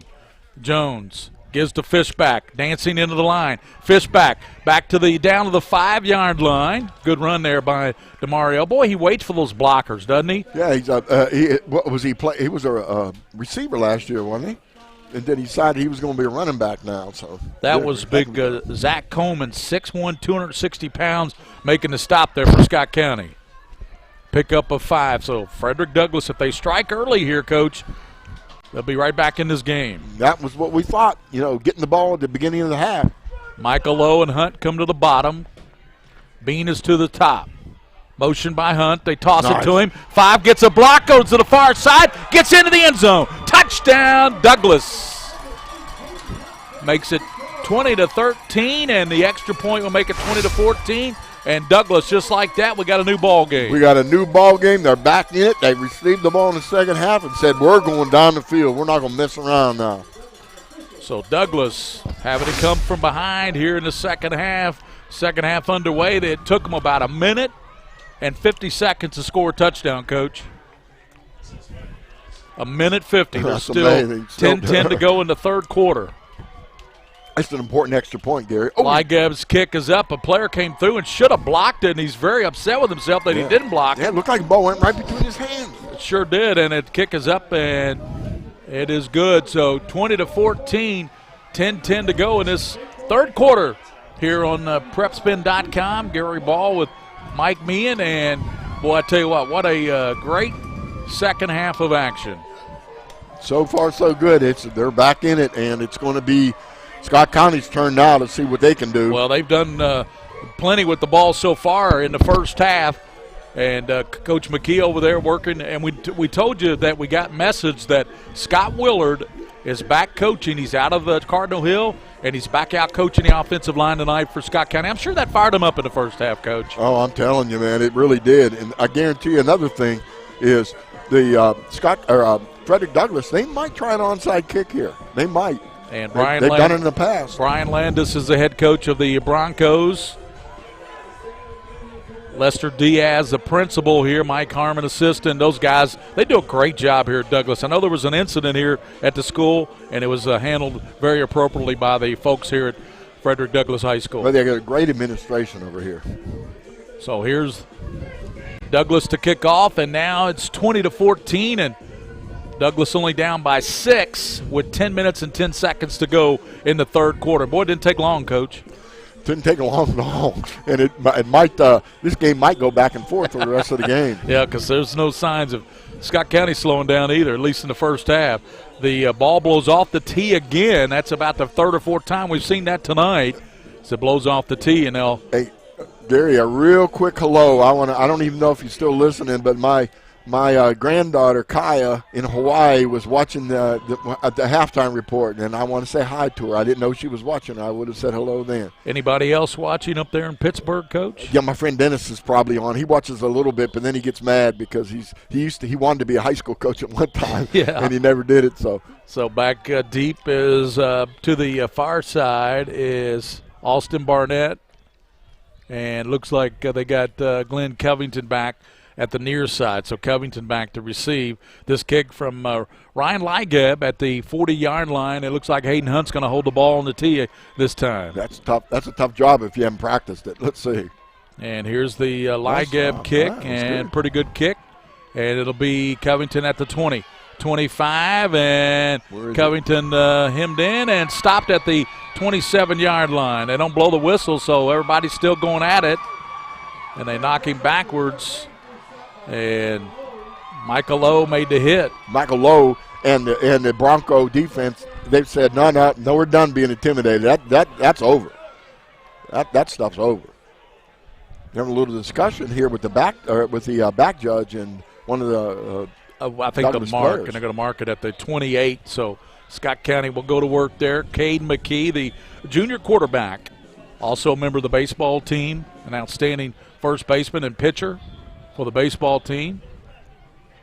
Gives to Austin Barnett to the 35. Breaking tackles up to the 40 and 42-yard line. First down. You got to stop that. Austin Barnett. Hayden Hunt helped out on the play there for the defense. Thank goodness Hayden Hunt was there. It looked like he was going to break that too. Nice job of running, keeping the shoulders low, driving the legs, and getting that first down. 9 minutes, 55 seconds. We don't have the clock working on the scoreboard tonight, so 9:55 will update you on the clock. And the score is 20-14. Scott County on top here in the third quarter. McKee fakes to Barnett, gives to Brown around the right side. Brown and hemmed in and dropped immediately, and making the play was Frederick Jewett. Yeah, Jewett's right there. Jewett makes a really good tackle. He kind of locks up on the defender right there, right on the runner, and just brings him down immediately for just a short gain. Yeah, a gain of about a yard. No, that's what they don't want. That's what Scott County doesn't like. We mentioned that early in the game. They don't like to make that short yardage on first down. They're shooting for that 4 to 5 yards on first down. Yeah, like you said, they want to get 5 yards on that first down to not be working behind the chains. It's second and a long 9 at the 44-yard line. Cade McKee under his center. And he gives to Barnett. He's hit, and Walker Parks drives him backwards. Nothing there. And down low, Coach, was Devin Neal. A nice job by Devin Neal again, piling that up. Devin Neal, the last time we did Douglas, He had 15 tackles. 10 of those were in the second half. Right, and there were a couple players that didn't play last time that we did this game for Scott County. So Trey Scott helped out as well, but it was Neil down low making the play, Coach. This is a big down, 3rd and long punting situation if they don't make it. McKee sends Peyton Brown in motion on the near side. Back to pass. Airs it out to the left side to Covington, and it's going to be incomplete.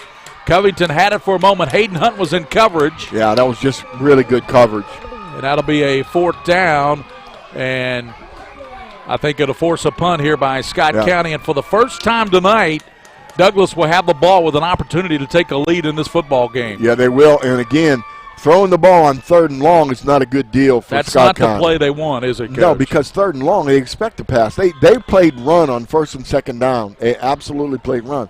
If they're going to throw the football, and they know that, they need to get those throws on 1st down and 2nd down. So the punter now for Scott County, Coach, excuse me, I'm looking down. That's 82, and 82 is not on your roster. No, I guess not. I believe it's the kicker it's going to be out of bounds. I had as their punter Winston Rebo, but that's not him. That's 82. Maybe Mike Ritchie can text us and tell us who that is. Yeah, we don't have him on our roster at all. So to go out of bounds, it'll be Douglas football at the 36-yard line, 1st and 10. And that time they didn't even give Crowdus an opportunity to return that ball, Coach. No, not at all. Would you? I'm going to look on this roster too, Coach. No, that's Douglas's full roster. We didn't receive a full updated roster from Scott County. We apologize to you Scott County fans. 36-yard line, that's where Douglas will go to work. And Cameron Jones is going to slide right and give to Fishback. Breaks a tackle, but he won't, and he breaks another tackle. Still going, and Fishback is going to be tackled in the B. Broke about 3 tackles, but was stopped about a 3-yard loss, and making that play there for Scott County, Zach Coleman. See, now that's the way you stop Fishback. Penetration. Get him in the backfield before he gets going. That's about the only way you're going to stop him. Loss of about 2, be 2nd down and 12. 7:38 to go in this 3rd quarter. It's 20-14, but Douglas has the ball. If they score here, they can tie the game and trying to take a lead on an extra point. Cameron Jones airs it out over to Fishback, and it's a high pass, and he jumped up for the ball and caught it, but he lost his balance, so he goes down. Yeah, that was not a good throw. That's going to lose a few yards as well. Yeah, that was Cameron's worst play of the night right there, trying to throw that ball out there on the flare pass. On a flare, you got to hit him on the run, man. You can't throw it where he has to stop and come back for it. So it'll be 3rd and 15 for the Broncos. See what the play call is here from the sideline. You got triple receivers, Michael Lowe, Hayden Hunt, and Crowdus out to the bottom. Looks like Bean out to the top. For the quarterback, Cameron Jones back in the pocket. Sets up, throws it downfield, and it's caught by Lowe, and he's to the midfield stripes. Got the first down, zigzags a man to the 45, Lowe to the 44, slammed down, but he's got a first down to the 44-yard line. Really nice job. They're doing a good job of getting him the ball on the sideline, too, on those plays. Making a play back there for Scott County defense coach in the secondary. I saw back there at 29, Tajon Stakelin was back there. And Adam Grieving. First down. I don't see a penalty, but the officials are in a really deep discussion here. Might have been something on the sideline. I'm not sure. Personal foul. Against Douglas. So the penalties have just will they still get the first down, Coach? Or was it after the play? If it was a dead ball foul, they get the first down. But they're going to lose a lot of yardage on the play. Yeah, it'll take it all the way back to the 39-yard line. Why are they? Boy, they're having some problem with the sticks over there. They're really having problems with the sticks. Yeah, it's going to be first down. Yeah, first down, and they'll lose about 15 yards. They'll lose the penalty on that. Right. It must have been a dead ball foul then. Cameron Jones back in the pocket. Comes over to Crowdis. Crowdis to the left side, 40, and to the 43-yard line. Tackle right there, pick up about 4. Oh, my goodness. 68, Christian Carter for Scott County. Big man, Gary. 68, Scott County.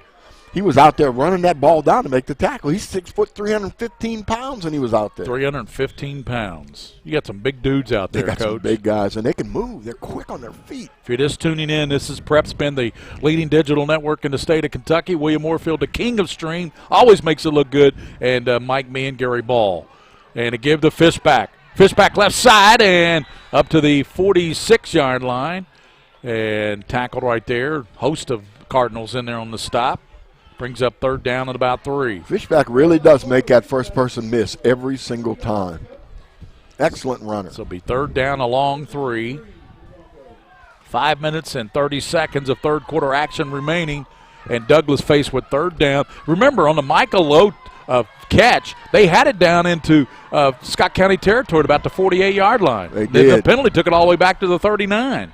DeKel Crowder out here. He's one-on-one out here on the outside. That safety's cheated over. Jones gives it to Fishback. 1st down and more. Fishback to the 43. Slammed down right at the 43-yard line. Big play. Way to go. It was made by Adam Grieving. Number 23 came up, made the hit there for Scott County. Going fishing, man. I'm telling you, anytime you get in trouble, you got to get the ball to the playmaker, and he is the playmaker. He and Crowdis. I'm telling you, Crowdis is going to get his opportunity out here. They're creeping up on him out here as a wide receiver on this right side. Douglas down a touchdown, 20-14, but they have the football at the 43 of Scott County. And the center keeps moving that ball, Coach. He does, and he got called on it. They called it 3 or 4 times in the first half. Fake to Fishback. Jones going to run it to the right and hit. Knock backwards, gets to the 40-yard line. And let's see where they mark him at. Cameron Jones down to about the 40-yard line. They pounded him pretty good there. That you get your quarterback now running the football, you better have an opportunity to get the block for him. Made about 2-yard gain, so it's going to be, what, second and a long 8. Second down and 8. Long 8. 41-yard line. This time he sends Fishback is to his left. He sends triple receivers out to the left, and then Crowdis in motion. And tosses to Crowdis. Crowdis trying to get the left side, and he is hit. And what a good tackle there by Scott County, Coach. And that was turned in by who else? Matt Fannin, the Mike linebacker, 6'2", 200-pound senior. Boy, he made a nice play on that. Yeah, he scraped out there and made the play. 3 minutes and 54 seconds to go now in this third quarter. It's a quick third quarter, Gary. 20-14, the lead belongs to Scott County. They're on top of the number 1 team in the state, Frederick Douglass, 11-0 coming in. The winner gets the winner of Simon Kenton and Henry Clay next Friday night. If it's Simon Kenton, it'll be up there. 3rd down for Cameron Jones. Hunt comes in motion, back to pass, and he throws it out too far. He led Hunt too far and incomplete. That was Fishback out there. That's a little flare. That's a good play if they can get him the ball. That was Hunt. Yeah, that was Hunt. Trying to get him the ball. Mm-hmm. Get him the football. Cameron Jones a little bit off tonight, Coach. A little bit off, and there's some pressure on him from the big guy coming in on the inside. 20-14, and at the 41-yard line, and 4th down at the 41, and Crowdis back deep to punt. Glenn Covington is back deep for Scott County at about the 10. 3 minutes, 25 seconds in the third quarter. Crowdis waiting for the snap. He hasn't punted very well tonight in this wind, in this weather conditions. And he's punting against it. Crowdis gets the punt off, and this is a boomer.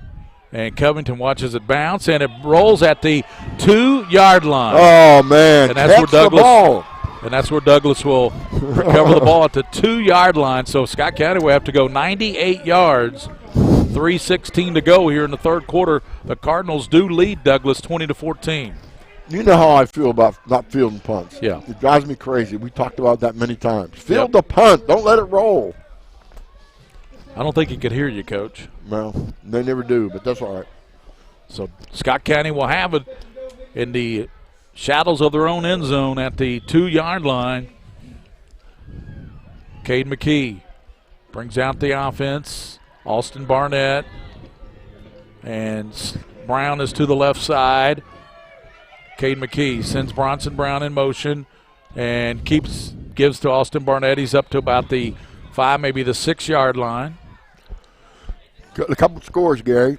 Moore leads Mercer County 20-0, and Belfry leads Lexington Catholic 35-30. 35-30. Right, and Simon Kenton winning over Henry Clay 22-7 at halftime. So there's 3. And LCA leads Shelby Valley 24-0, and so LCA on top.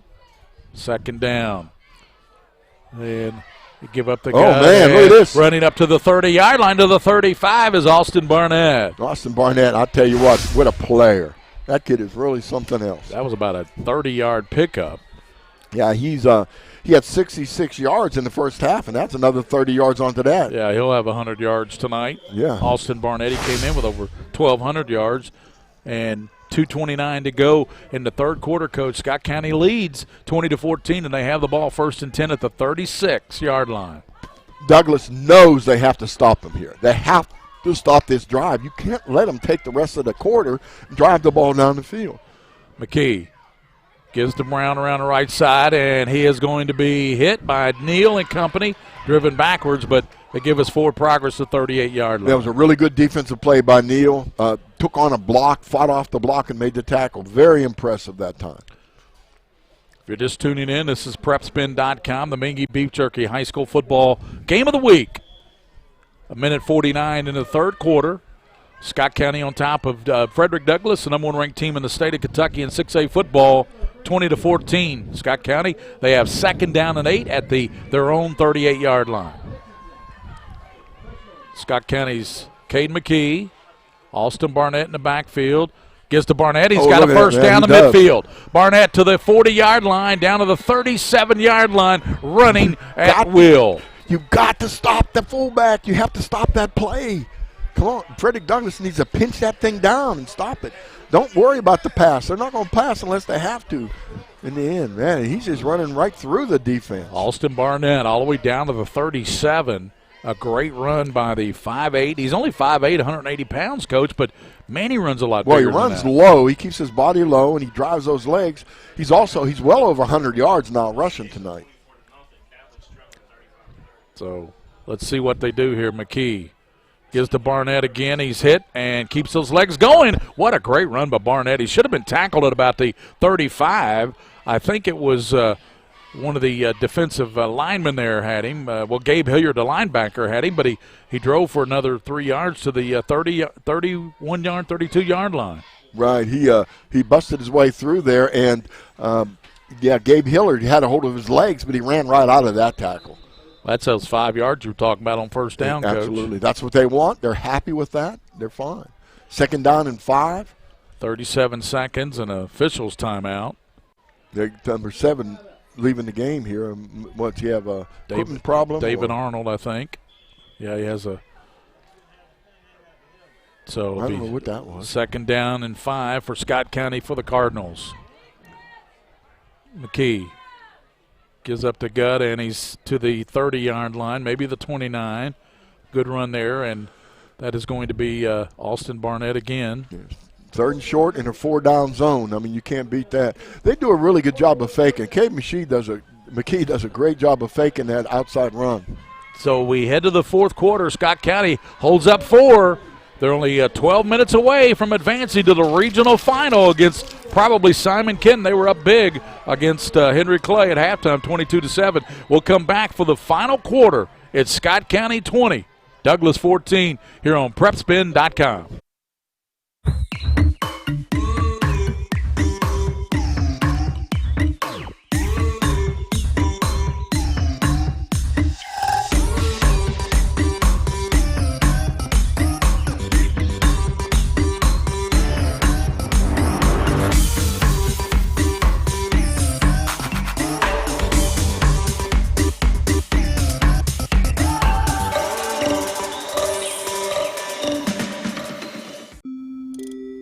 I work really hard, but I don't make a whole lot of money. And now my hours are being cut back at work.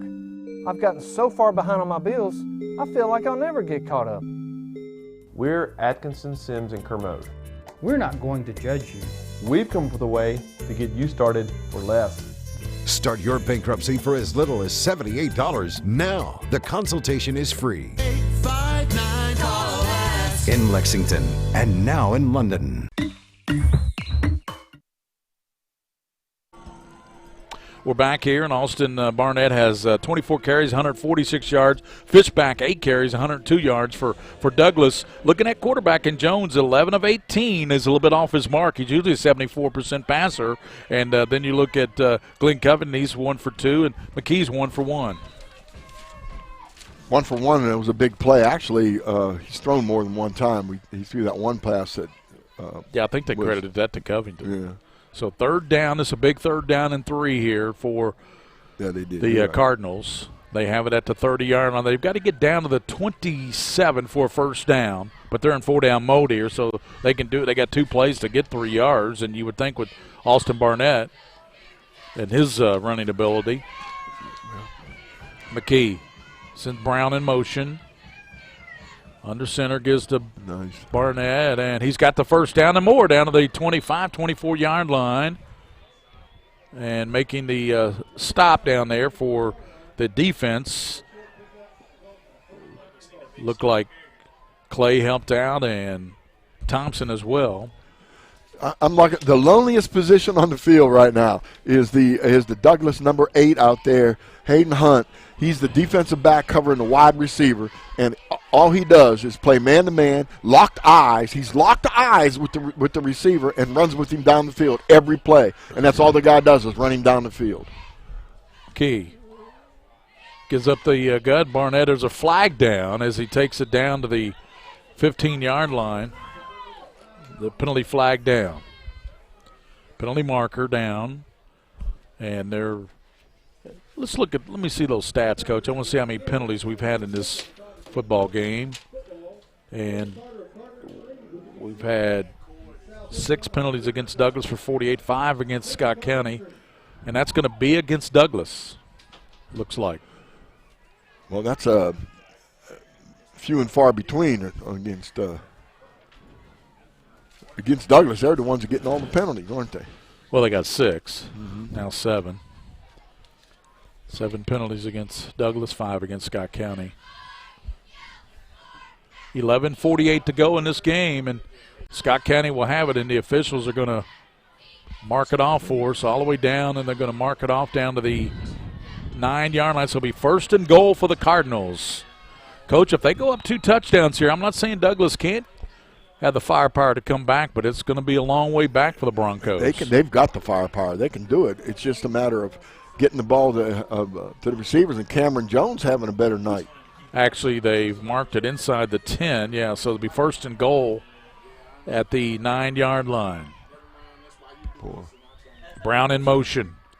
McKee gives to Barnett, and he is going to be hit and driven backwards. That picks up about maybe a yard or so. Yeah, so it'll be belly play. 2nd down and goal at the 8-yard line. There were a host of people in on that stop. Gabe Hilliard helped out. Kaufman helped out. Did you see who else was in there, Coach? I didn't. 2nd down, and the clock is moving, 11:02 to play. Scott County still holds that 20-14 lead here at the 6A Commonwealth Gridiron Bowl. 2nd and goal for Cade McKee. Under his center, Sammons. Gives it to Brown around the left side. He's hit in. Now there's a flag down. Penalty marker down. That was a heck of a hit. Can we see that again? We got to look at that one again. Flag. It's going to be holding against Scott County after the player was just knocked away, knocked out of bounds. And so the flag went against Scott County. There's a lot of jawing going on. Yeah. Yeah, that was a tough call over there on the outside. Having a little discussion. The hit was legal. It was a good, hard football hit. I'll tell you, there's a lot of jawing going on, Coach. Yeah, a lot of talking going on. A little holding penalty. That's probably how he got the corner on that by a holding penalty. So that'll move Scott County back to the 17-yard line, but they get the down back, right? So it'll be second down. Yeah, second down. At 17-yard line, second and goal. Hunt and Covington have become on first name basis now. They're just running down the field together constantly almost every play. Scott County and Frederick Douglass, high school football, the 6A playoffs. Scott County, number 6 in the state, Douglass number 1. Give to Barnett, and Alston is knocked backwards, and there's a good play turned in there by the Douglass defense as Alston Barnett. That time they stayed with the fullback, Coach. They stayed with the fullback. They pinched it down, made the fake around the outside, and nobody fell for it at all. So it'll be third down and goal from the 17 for the Cardinals. 10:20 to go in this football game. Douglass knows this is a big, big third down. They got to hold Scott County out here. And third down at the 17. Scott County using every bit of the clock. They'll probably call timeout here. They'll use the clock and then call timeout. That's what they're doing. They're walking to the sideline. Wily Jim McKee, he knows. He knows that the time on the clock is going to be important in this game. So with 9:56 to go, timeout for Scott County. When we come back, it'll be third down and goal at the 17 for the Cardinals against Douglass, and they lead 20-14 over Frederick Douglass. We'll be back on the Mingua Beef Jerky High School Football Game of the Week.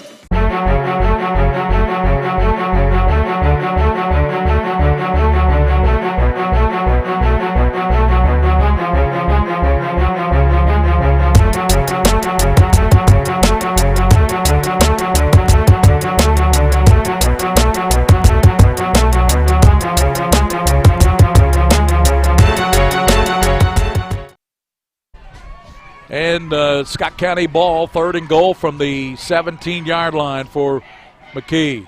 Connor gives back around the right side to Brown. He's got some running room to the 10 and to the 8-yard line. Good run by Brown. Was finally tackled there by Trey Scott. Yeah, that was the best run on the night. And they're going to bring in their kicker, it looks like, Coach, because they did get it down inside the 10, and it will be about a 25, 26-yard field goal. Yeah, and they've got an advantage being on the right hash too. If he's a right-footed kicker now, and he is, the wind is really howling out there, but it's going right to the left. So all he has to do is put that thing toward that right upright, and he should be okay. Peyton Brown's a holder. Josh Giese is the kicker. The kick is up and to the left side, and it is no good. Off to the left. Oh, he just missed it to the left. Did it hit the upright, Coach? It looked like it might have. I don't know. Let's take a look at that again. Let's make the call on this. And it.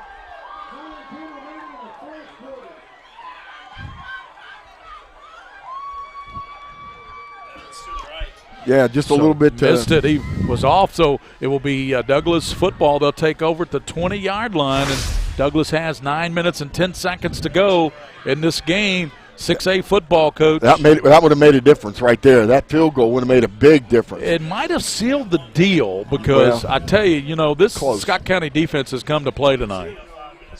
Let's see what Douglass does at the 20-yard line, and 9:10 to play. 20-14, Scott County. Late getting in his Fishback. I don't know why he's so late getting there. He's only running back, Coach. Cameron Jones gives to Fishback up the gut. Fishback up to the 23, running hard and knocked down right there. And coming in there to get him was 44, Coach, and that's going to be Rylan Reed. Rylan Reed on the tackle. A lot of backup players in this game here, unless we only, the starters we have defensively. Got a cramp going on, a leg cramp here, one of the Scott County players. So, and let's update folks on the Lexington Catholic game, Coach. 44-41 the Knights over Belfry, and that's in the fourth quarter. It's in the fourth quarter. So, you know, 43-0 running clock. LCA defeats Shelby Valley, so they move on to the regional final. If that's significant. If Catholic can upset Belfry tonight down at Belfry, they would play Boyle County next Friday, and that might be our pick game of the week. That would be a game, wouldn't it? That'd be a super game. Darren Douglas is over at Madison Central and Tates Creek. Yep. We don't know that one, though. We don't have a score on that one, but Madison Central's probably favored in that game, aren't they? Madison Central's favored, yeah. Madison Central's having a really good year. So Cameron Jones sends triple receivers to the top, single receiver to the bottom. And he hands it to Fishback. Fishback hit, and boy, I tell you, no blocking at all. No, there was no blocking. You had in the backfield when he got the ball in the backfield. Greeting him was Zach Coleman, and also number 8, Jeremy Hamilton. They greeted Fishback. There was no blocking. There was nothing there, and they gave a little wide handoff. You know, one of those things that looked like an outside zone play, but there was just way too much pressure, too much penetration. Put it that way. 8 minutes and 25 seconds, Gary, and counting. Offensive line's got to hold better than that for Douglas. Cameron Jones, high snap, back into that's hard to do on 6'8". Throws it to his man Lowe, and Michael Lowe catches the ball, and the official gives him the ball to 30-yard line. That's a first down with that mark. First down, Coach, with the mark. That was a nice play. That's what they were doing earlier in the game, throwing that little out pattern. Again, don't lose your patience now. You got plenty of time. You got 8 minutes and 10 seconds. Get the ball down the field. And Michael Lowe is a cerebral player. He's a 3.7 academic kid, and, you know, he'll play college football at the next level because of his academics. Yeah, he will. And he runs his patterns really well. One of the things that's hard to teach high school kid is to run routes, and he seems like a good route runner. Montavian Bean and Hunter to the bottom. Twins out to the top. 4 at the 30-yard line. Back to pass. He airs it out downfield. He's got a receiver. Bean! He reaches, and he incomplete. He laid out for it at the 33-yard line, and DeKel Crowdis cannot believe he didn't catch that ball. Well, we're going to look at that one again because that ball looked like it was real well thrown, and he just couldn't lock it in. He had it in. Well, he should have caught the football. It had it in his hands, but if the ball would have been thrown a little bit better, a little bit more air under it to Gary, would have been 6 points. We got a player down. Looks like that's Michael Lowe, it looks like. He's down and shaken up for the Douglas Broncos. And what were you telling us about the replay, Coach? I was paying attention to the injured player. No, we're gonna look. We're gonna try to run that back again. Can we run it all the way back, William, and see if we can pick up the injury? If the ball would have had some air under it, it would have been a touchdown. Cameron Jones has been just a little bit off tonight. Yep. But he's going. You know, he's got his opportunities. We'll see. I don't know where. We're going to try to catch that from the beginning. He's right.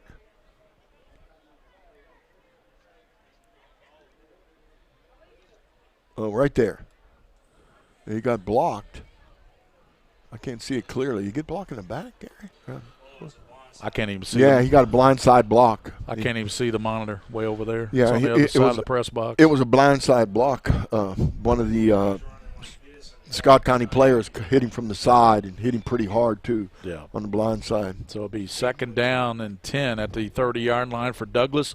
We have 8:04 to play in this football game, and Scott County leads 20-14, Coach. We got a great one here at Douglas High School. 10-7, Tates Creek. 10-7, Tates Creek leading Madison Central in the 4th, and Darren Douglas has got that game. If you want to listen to that, it's on Mixler. Yeah, that's here. He's up. Thank goodness. All right, he got a good hard lick there. But Michael Lowe's made some sensational catches tonight. Right, he's woozy. He's being helped off, and he looks like they're trying to keep some weight off his leg too. So could have been a little bit of a hit on the leg or whatever. But Michael Lowe being helped off by the UK sports medicine trainers here at Douglas High School. Good training staff. They're right here on the sideline. I'm sure they have a doctor right there, too, so hopefully he'll be okay. 2nd down.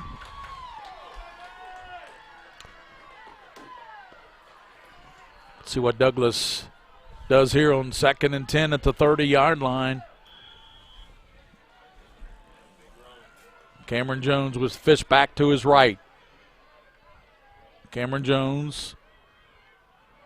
Little reverse. Reverse to Crowdis. Crowdis up to the 40, and Crowdis to the 43, then tackled hard there at the 43-yard line. Good play turned in by Matt Fannin, the linebacker, Mike linebacker. Yeah, Fannin made a great tackle on that play. Yeah, if he doesn't make that play, that's going to be interesting. Yeah, he grabbed the hold and held on that play. Really well done. So first down up to the 42-yard line for the Broncos.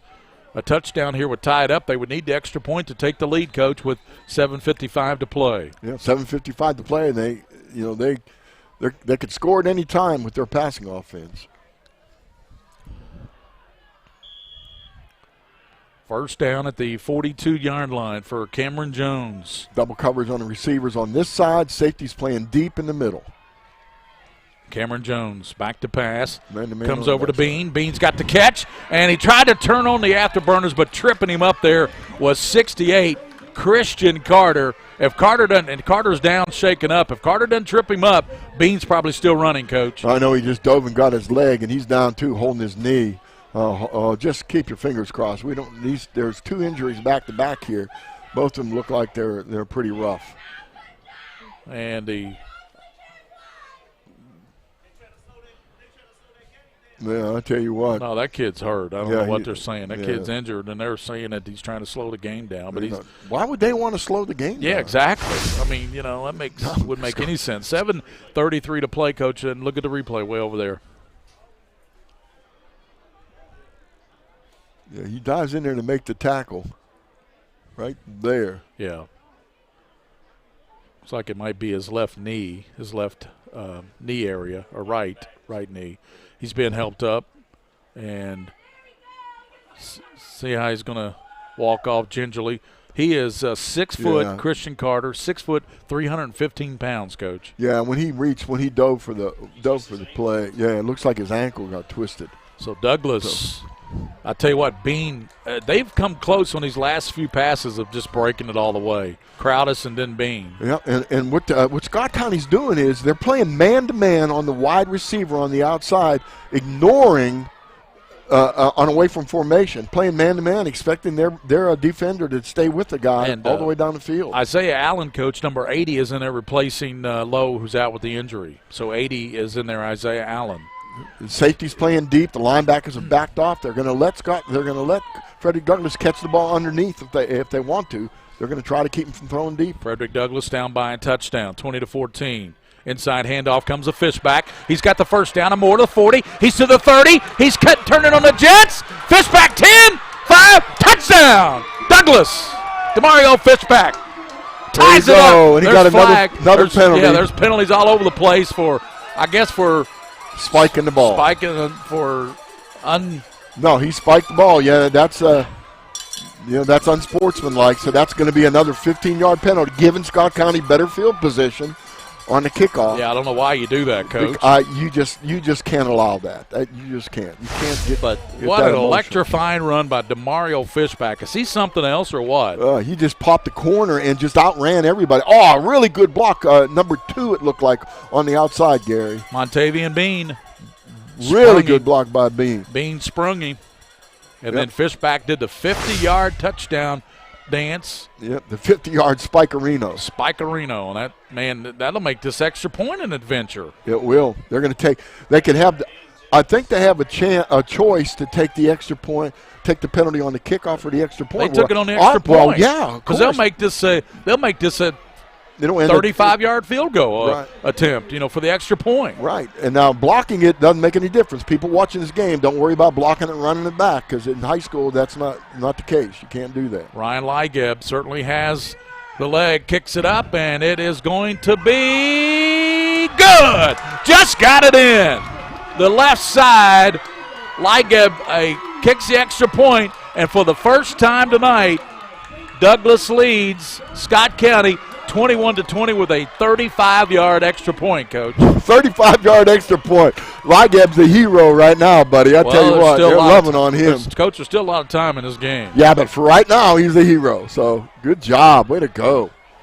That was awesome. 7:22 to go in this game, and we got ourselves a slobber knocker. Number 99 on your program, number 1 in your heart. Brian Ligeb. Brian Ligab. That's right, Ligab. We finally got a good one, don't we, Coach? We do. This is We've had all these running clocks. We don't know how to react with a close game. We're enjoying it. This is great. This is two really good football Scott County teams, came man. to play tonight. Cardinal fans have nothing to be ashamed of. This football team came to play tonight. They can still win it. And Douglas is up by 21-20. And, Coach, it was 20-7, so it's been 14 unanswered here in the second half by the Broncos to take the 21-20 lead. Oh, man, I tell you what a game. This is awesome. So the Broncos will kick off to Scott County, Covington, and Austin Barnett back deep inside the 10-yard line, awaiting this Ligab this kickoff. And he just kicked a 35-yard extra point. 35-yard extra point. You don't see that very often, I'm telling you. 21-20. Douglas on top of Scott County with 7:22. A lot of time remaining in this football game. 7:22. Plenty of time.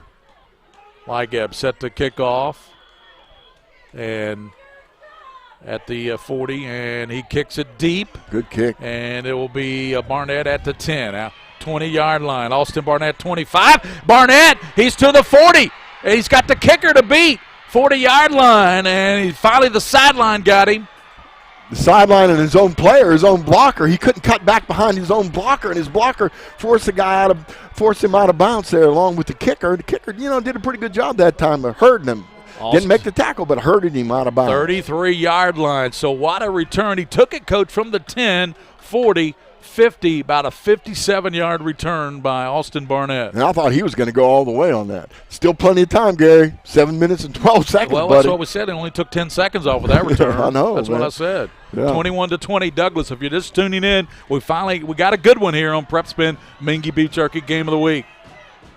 Cade McKee gives around the near side to Brown. Brown down to the 20. Brown to the 15 and down to the 10-yard line. Boy, you better grip that ball tight. You better hold that ball high and tight because they're coming up behind trying to knock it out. Again, that's a sprain. Looked like he got dragged back a little bit, twisted that ankle or that knee. And also it looked like Bronson Brown is shaken up a little bit too. He's down on the field. And another player for Scott County is down back at the 35-yard line. That's one of the linemen, I believe. That's Salmon's the center. I think he's got cramps, though. The one back here on the 35 looks like they're stretching his leg. But I don't know. You never know. Let's take a look at him. Mingua Beef Jerky Game of the Week tonight. We are at the farm. Gary Ball with William Warfield. We see that one again. Mr. Warfield, can take a look at that play again. The last play that was just run. Oh, okay. William, that's all right. William is headed to Canada next week to work for BD Global, and we will have our regional championship next Friday night. And we don't know where we'll be. Just check the Herald Leader. The Herald Leader always puts in the paper what game we do. So if you read the paper, just read the freaking paper, you'll know what game we done. I know. We'll find out where we are. We'll pick a good game, and we'll be there, I'll tell you. But I'm telling you what, it couldn't be too many games better than this game, Gary. And there's a lot of people hollering that Coach McKee is going to get Brown was shaken up, and Montego Jones will come in, the freshman. Well, at least one thing for sure is both of these injuries that we saw in that play, they're both okay. They both walked off the field and so on. 21-20, Douglas on top, but Scott County has it 1st and 10 at the 10-yard line. What is going on here? The young man's injured, so he's going to have to leave the game. So Salmons will leave the center. Right. And they're bringing 76 in, it looks like. That's Coach. another big guy. Look at the size of these guys, Gary. They get bigger and bigger every year, Coach. They do, and we're talking both offense and defense from both teams. Glenn Covington trying to fire up his sideline. Scott County brought a pretty good contingent here tonight. McKee. Yeah, that was smart. Gives to Austin Barnett. He's driven backwards, no gain. Barnett at the line of scrimmage. He was hit. Yeah, wow. Jeez. That was a good time to have a good stop. We already said they won. Franklin County, did they win tonight, Franklin County? Johnson Central won. This game is just one of the better games that we've seen all year. All year long. It's 21-20. Douglas on top of Scott County. Scott County led 20-7, I believe it was, at halftime. Yes. And it's 21-20 now, 14 unanswered. Scott County has a second down at the 10-yard line. Second and goal, I believe it is. Motion by Peyton Bronson. McKee over to Bronson Brown, and he is going to get down. Looks like close to the goal line. Touchdown. Oh, they called a touchdown. Yep. He must have been right on it, too. Look like he was right there. Yeah, got right over broke the plane. The official right there gives him and that's a young man, Bronson Brown, who everybody thought was injured. He ran off the field. That's right. So that puts they got to go for 2. That puts Scott County up 26-21. Yeah, they got to get 2 here, because if they get an extra point, they'll only be up by a touchdown. Right. They need to go for 2 here. 26. 33. 5:48 in this game. Ooh, this is tough. This is important. This is really important. Key going for, here's a quick toss to Peyton Brown around right side, and he got in easily. Fooled him. Fooled the defense. Peyton Brown. The defense bet their money on the power, the fullback, on the belly with the fullback of the counter, and they ran the flip and got outside. So nice job. That puts the Cardinals up 28-21. 5:48 to go in this football game. We'll be back to the farm here at Douglas High School. Scott County 28, Douglas 21. Woo!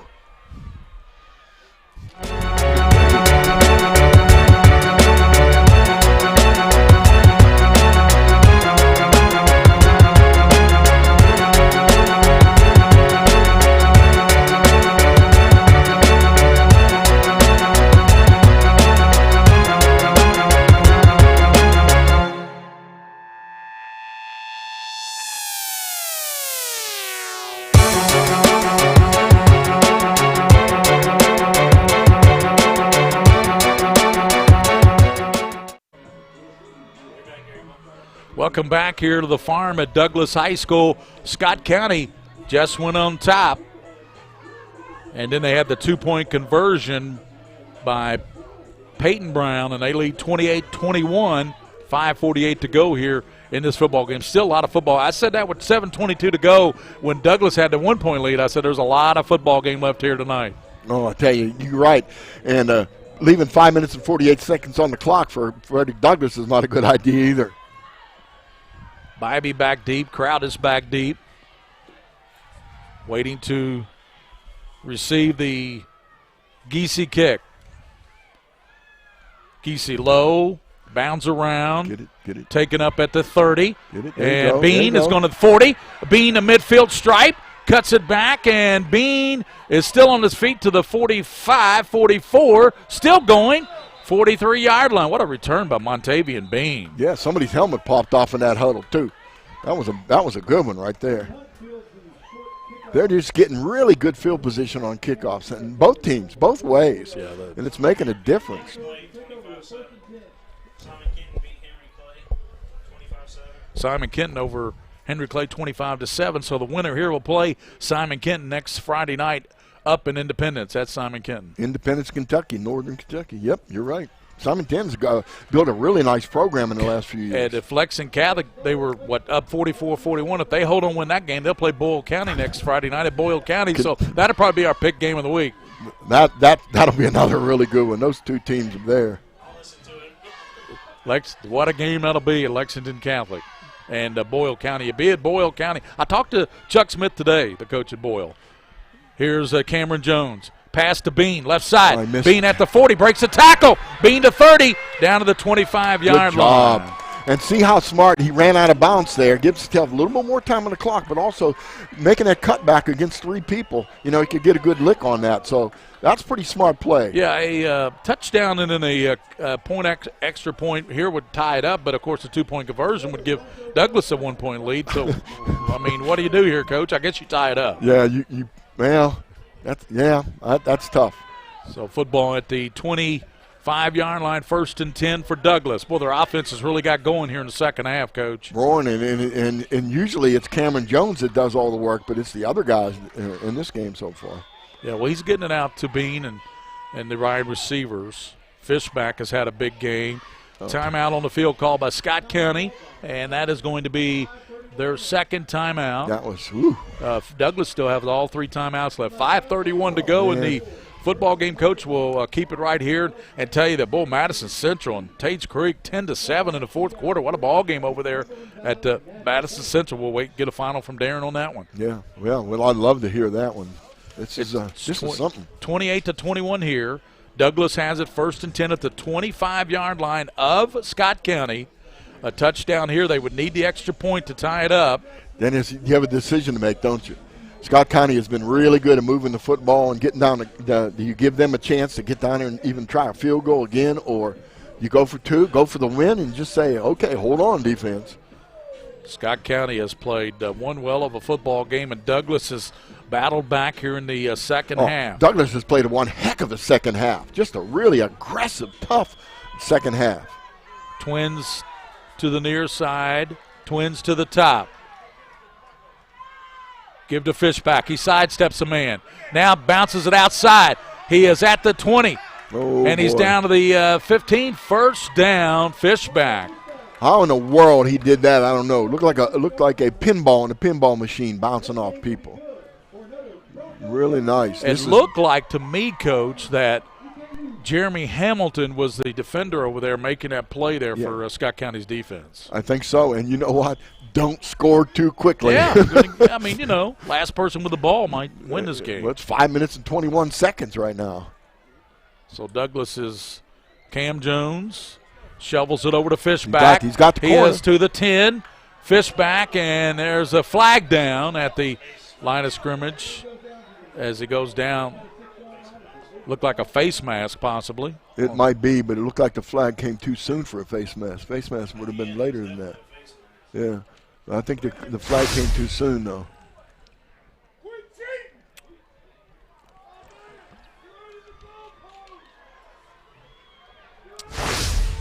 Let's look at that one again, Coach. He's got it up over there for you again. I know we usually have a monitor. It's north of the border, man. It's a block in the back, it looked like. Yeah, that looked like a block in the back, pretty clear.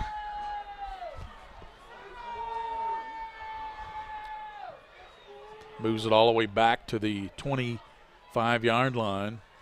1st and 20 from there. They got to get down to the 5 for a first down. Yeah, there's a lot of complaints about that play. From what I saw, it was probably a good call. A couple other ones I questioned in this game, but that one approaching a 5-minute mark of this game, Coach. It's 28-21, Scott County on top of Douglas here. Douglas has it at the 25 of Scott County, first down, but they got 20 yards to go. Cameron Jones back in the pocket. Airs it out downfield. He's got a receiver. Touchdown! Finally. Crowdis. Touchdown. Way to go. Finally, Jones right on the money. That's the kind of Cameron Jones we've been seeing all year, Gary. They're wondering. Jones is saying, hey, let's go for 2, Coach. Let's take the lead. We got another flag.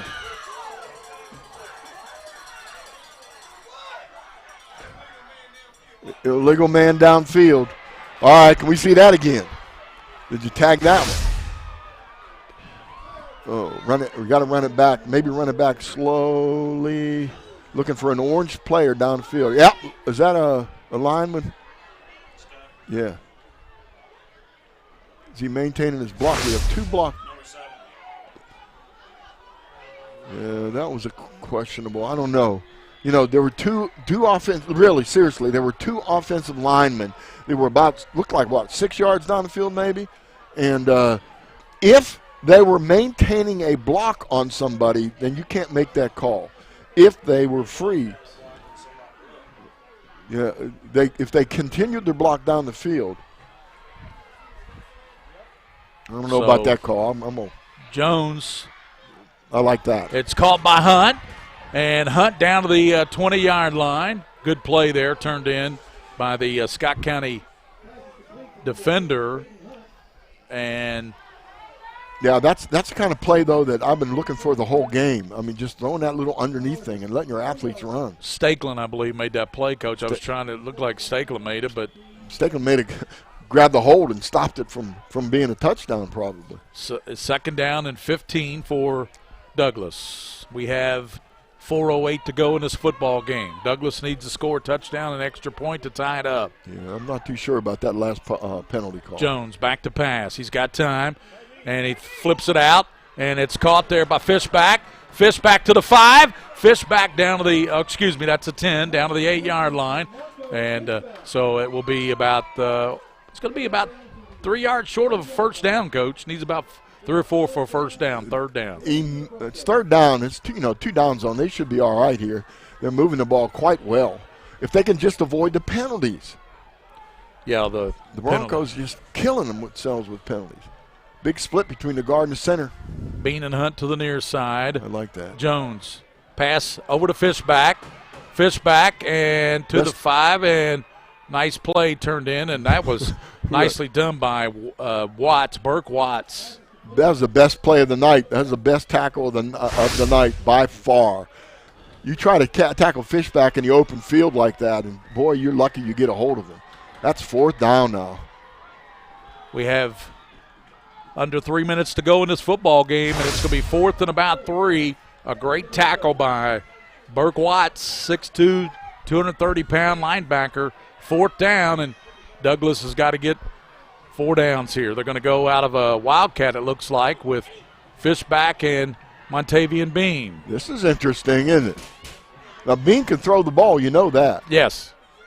Bean, direct snap out of a Wildcat. Left side, cuts it back, and he's to the far side. And Bean looking for a block. He gets to the corner. Touchdown. Touchdown. Touchdown. Late call, but touchdown. Touchdown. He did that all on his own. All this Fishback stuff the whole game, and then Bean makes the big play of the night. 2:25 to go in the game, Coach. It's 28-27, and now decision time. Do you just tie it up with the Ryan Ligeb extra point, or do you go for 2? I don't know, but here's the run. He breaks all the way back across the field. He sets up one of the defenders. Nice block out there. Dove for the end zone. For the pylon. Yeah, he got in all right, no question. Nice job cutting all the way back, and he did get one. It wasn't wasn't what we call a great block, but it was a good screen out there. We got a big discussion going on here with the coaches of Douglas and the quarterback. They're contemplating 2 here, Coach. They better call a timeout then, because they better call a timeout. Here. They don't have enough time here. You're running out of time, Coach. They don't realize that there is a clock on the extra point plays. It's 28-27. And now they're going to have to call a timeout. Well, I hope so, yeah. Yeah, so timeout. So 2:25 to play. Here's a scenario. It's 28-27. Douglas is down by 1 point. Scott County on top. And Douglas is trying to decide if they're going for 2 and or will they kick the extra point to tie it up here with 2:25 to go. Well, with 2:25 to go, you can pretty much count on, unless you get an onside kicker or something, Scott County's going to control that 2 minutes and 25 seconds. They've done it all game long. You can predict according to past what happened in the past in this game that they're going to control the thing. Right. If you go for 2 and don't make it, you're probably losing the game. If you kick the extra point and your kicker's very good, and you tie it up, then you got to play defense. I want to remind folks, look for the Mike Fields' blog next week, or probably in the next couple of weeks. He's doing a story on PrepSpin and William Warfield. Yeah, go to KHSAA website. It's on the right-hand side. Right, Mike Fields. I mean, the guy retired in, 15, and he's a legend. Everybody knows Mike Fields. He's just a great guy. Yeah, he's really a super person and a tremendous journalist. So they're going for 2, Coach. They're going for the win. I don't say Scott County's still got 2:25 to go. Yeah, you're going for the lead. You're going for the lead, yeah. Going to be on top. Cameron Jones going for 2. Jones gives the Fishback back to Bean. And Bean sets and throws in the back, and it's going to be caught, knocked away. It was knocked away. It looked like it might have been caught. Cameron Jones thought it was caught by Crowdis on the tip. He's talking to the official. We better see it again. We got to look at that again, Coach. There's a pass. Crowdis caught the ball after they tipped it. Ball's tipped. Wait and see. And I can't see where his feet are. He's out of bounds. Yeah. His foot's on the line. Crowdis was just out of bounds on our video. Oh, man. So great call by the officials. 28-27, Scott County leads by 1 as Douglas went for the 2-point conversion, and it was thwarted away. We'll be back here on the Mingua Beef Jerky Game of the Week.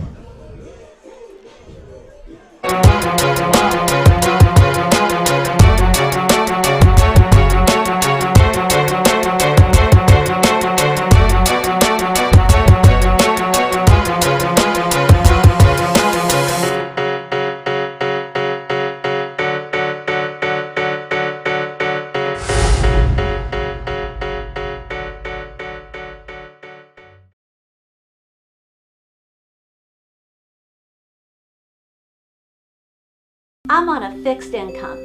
Credit cards help me balance the money that's coming in and what I need to live on. I've thought about bankruptcy, but how am I supposed to pay for it? Sometimes the people that need help the most are the very people who can least afford it. We've come up with a way to get you started for less. Start your bankruptcy for as little as $78 now. The consultation is free. In Lexington and now in London. Scott County certainly thinks that it's going to be an onside kick here by Ligeb as all their up men, their good hands team is up there. Yeah, that's and true. You've got Austin Barnett, and he's up at about the 25-yard line. Yeah, and he's approaching the ball from the side. He has that ball tilted a little bit, so, yeah, you're right. Yeah, and then it blows off the tee. That's been a big problem tonight. 28-27, Scott County by 1. We have just 2:25 to go here in this football game, and Coach, gutsy call there by Douglas to go for 2. It's a gutsy call, and we'll find out whether it pays off if they can come back and get this game. The winner gets Simon Kenton. We know that next Friday night up at the regional final at Simon Kenton. Onside kick. Good job. Rolls around, and let's see. Scott County covers it at the 47. Good hands up there. That ball went 10 yards. That was really a good onside kick. It just didn't bounce. Usually you're hoping for that bounce high in the air, and it just didn't come. So Scott County covers it at the 48-yard line. Cardinals will have it with 2:25 to go in this one. They lead 28-27. Coach, it has been everything we've anticipated. If Lexington Catholic could hold on and beat Belfry down at Belfry, it was 44-41. Lexington Catholic led in the fourth quarter. That would bring up a Boyle County Catholic showdown next Friday night at Boyle. And those two teams have been battling for years, and they don't like each other at all. So 2:25 in the game. Of course, Douglas looking for the turnover. McKee and Scott County. Who's got the ball? They give it around to Bronson Brown. Don't go out of bounds. He's hit by Neal, knocked backwards at the 44-yard line, and I think we might get a timeout called here by Douglas. I think so, yeah. Yep. They he stayed in bounds on that, forcing the timeout. That was a good job by the runner. He couldn't make any yardage, but he's fought to stay in bounds. I love this Bronson Brown kid. He's just such a good, heady football player. He's had some big runs tonight. Peyton Brown's had some big runs. Austin Barnett, of course, he goes without saying. Yeah, what year are those guys? Barnett is a senior, and Bronson Brown is a junior. They'll have him back. Oh, there'll be a big difference next year, too, with the great crossing. The new high school in Scott County. And Scott County drops down to 5A. Yeah, they have to go. They go down there and battle some other people. Doesn't Douglas go down to 5A? Douglas is supposed to go down to 5A, too, yeah. So they'll be in the same class, 5A. Well, that'd be something. And remember, the next Friday, the regional finals, it looks like it's going to be some great football games around Central Kentucky with LCA beating Shelby Valley tonight 44-0. Lexington Catholic, last we heard, was beating Belfry. And the winner here plays Simon Kenton next Friday night. Man. Tate's Creek was beating Madison Central last we heard too, Coach. Right, we just haven't got any scores lately. Second down. Motion to the far side. McKee toss out to Brown. Brown hit by Neal, pulled down, and they're going to tackle him at the 48 and probably call another timeout. Yes, they get another timeout. That's their last one, though. No, they've got 6 seconds off on that. So that'd be 3rd down and 12. 3rd and 12. And Douglas has one timeout left, Coach. Douglas has one timeout left. Scott Connie. Now no timeouts left. Right, that's what I thought. They had just two. Scott Connie doesn't get a first down. They've got to punt, and they've got to play defense. And remember, Frederick Douglass has a heck of a field goal kicker. And they've got a heck of a return man in Crowdis. That's right. And Hunt. They got really good return man. It's 28-27 here on PrepSpin. If you're just tuning in, the Mingua Beef Jerky game of the week, 28-27. Scott County by a point, and this has been by far our best football game of the year. By far, and it's been an excellent game. Scott County had a great beginning of the game. They just really dominated the first half. 20-7 at halftime, Scott County did. But you made the point that Frederick Douglass was going to get the ball first in the second half, and they scored immediately, got back in the game, and they've been fighting ever since. 2:09 to go, and Douglas stopped it with their final timeout. Now Scott County faced with a 3rd and 12 at their own 47-yard line. And they don't like these 3rd and long situations because they're not a passing team. And they don't want to pass it here. They can't afford an interception. McKee, long count. Gives to Austin Barnett. He's hit and spun around, and good stop made by Walker Parks. Walker Parks, the Clemson signee. I can see why. He penetrated immediately to get in there to make the tackle. Just a super play. So seen that on replay, Gary. That'll be 4th down. Oh, nice play. And Scott County would just let that clock run down a minute 45 before they punt the ball here. Yeah, they got to let it go. They'll let it go down as far as they can let it go. We don't have play clocks on the field, so we don't know here. But Coach McKee's just going to call a timeout. He'll let it run all the way down and then call a timeout. Yeah, that's what he's doing, letting it go all the way down. Minute 25, and the official will finally call the final timeout. Minute 24 to go, and Scott County will put Douglas should get the ball back here with about a minute something to go. Right, a minute something to go, and it all depends on what kind of punt they can get off here. You know, they don't want to punt it to the return man, correct? They want to punt it toward the sideline and use the sideline as an extra defender and hopefully pin the return man to the sideline or the ball roll out of bounds after getting some yardage. What Frederick Douglass needs to do is field the football. Yes. Don't let it roll all the way back to the goal line. Field the ball.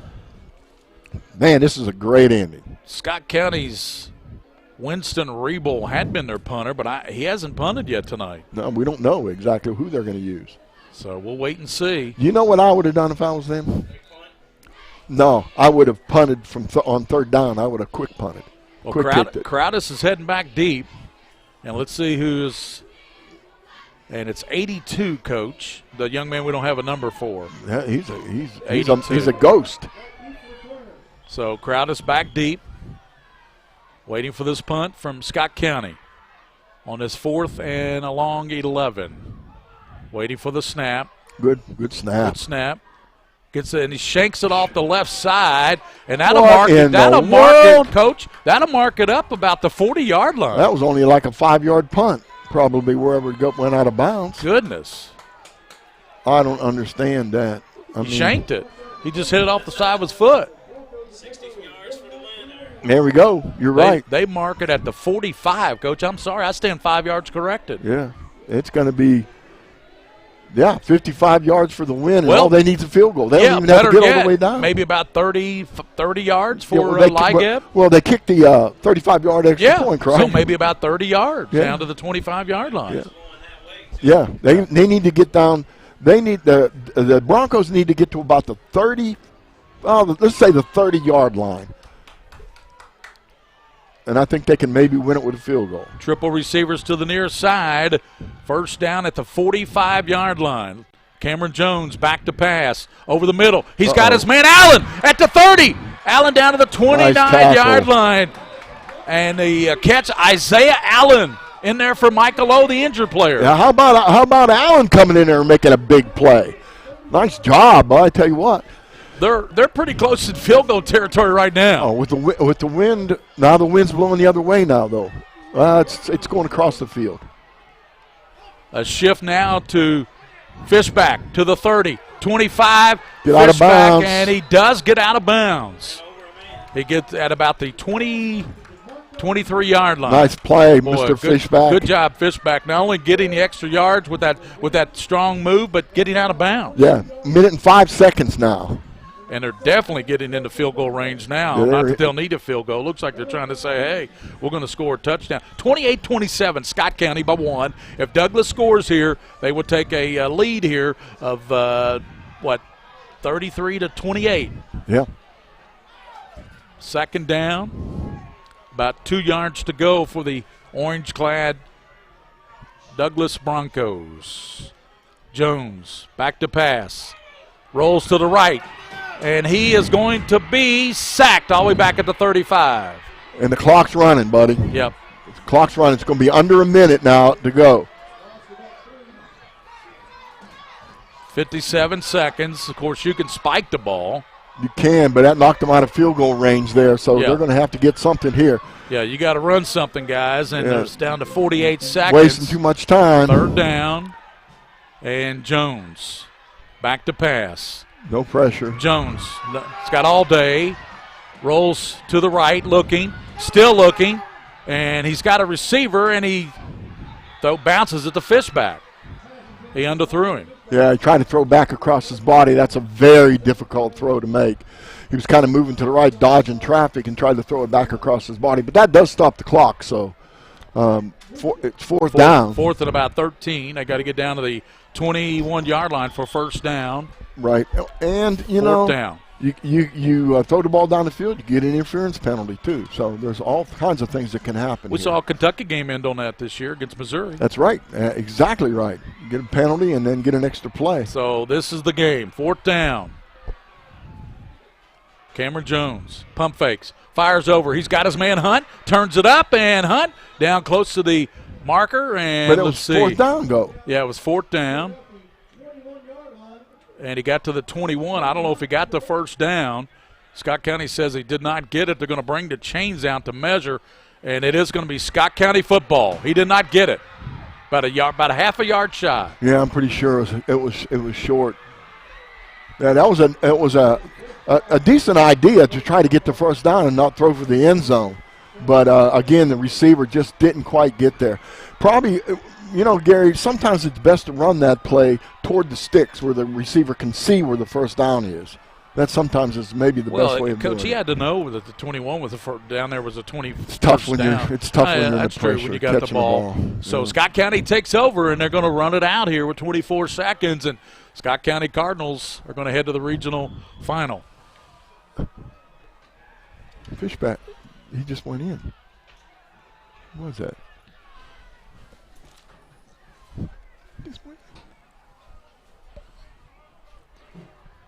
Scott County will take the victory formation. Cade McKee with his offensive lineman, and Scott County takes a knee, and the Cardinals advance. They knock off Douglas 28-27.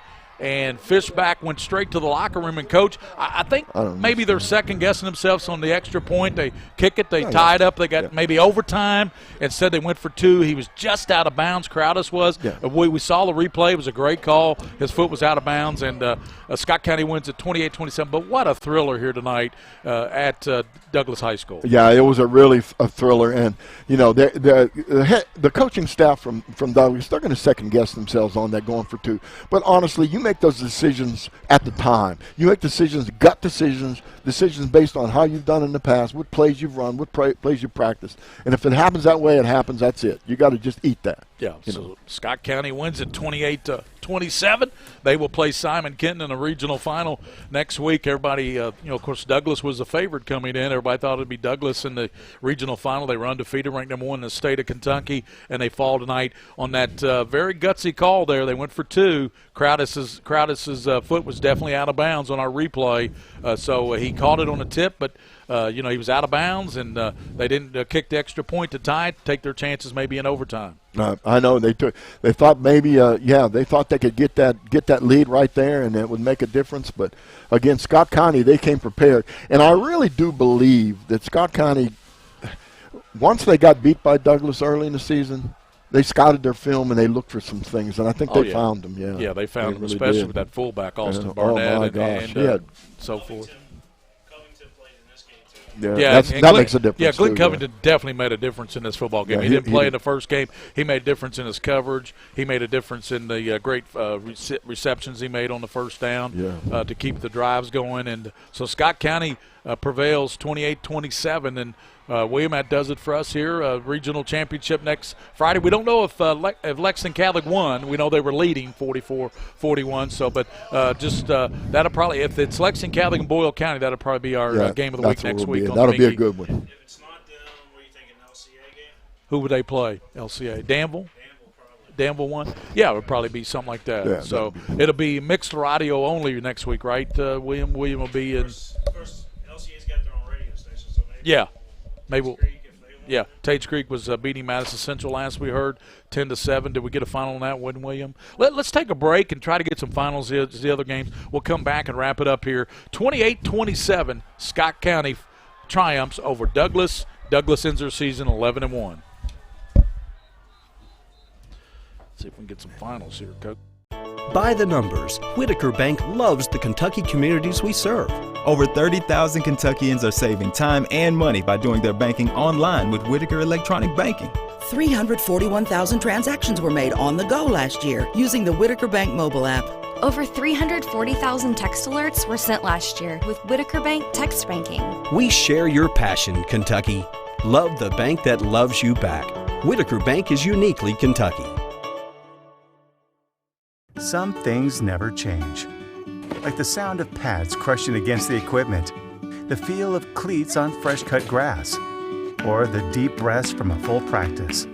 Another thing that never changes, the feeling of relief when the whistle blows for break.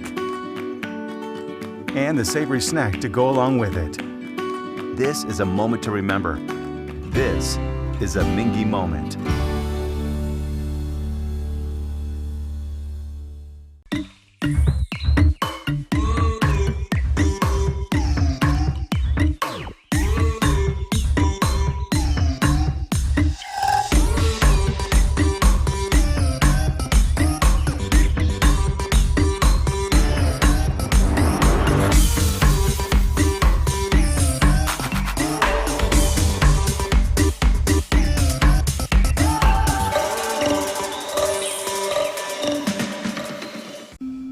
I work really hard, but I'm struggling to pay my bills on time. I've gotten pretty far behind, and I don't know what to do. Is this happening to you? We're Atkinson, Sims, and Kermode. Bankruptcy could be your best solution. We're here to give you a fresh financial start. Start your bankruptcy for as little as $78 now. The consultation is free. In Lexington and now in London. By the numbers, Whitaker Bank loves the Kentucky communities we serve.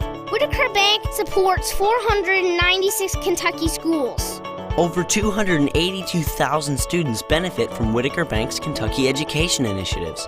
Whitaker Bank has contributed almost $441,000 to education programs for the advancement of Kentucky's youth. We share your passion, Kentucky. Love the bank that loves you back. Whitaker Bank is uniquely Kentucky. The future of healthcare seems dark at times, but for patients in Kentucky with diagnostic imaging needs, there's a place with clarity and a compassionate staff. Lexington Diagnostic Center and Open MRI provide. Franklin County.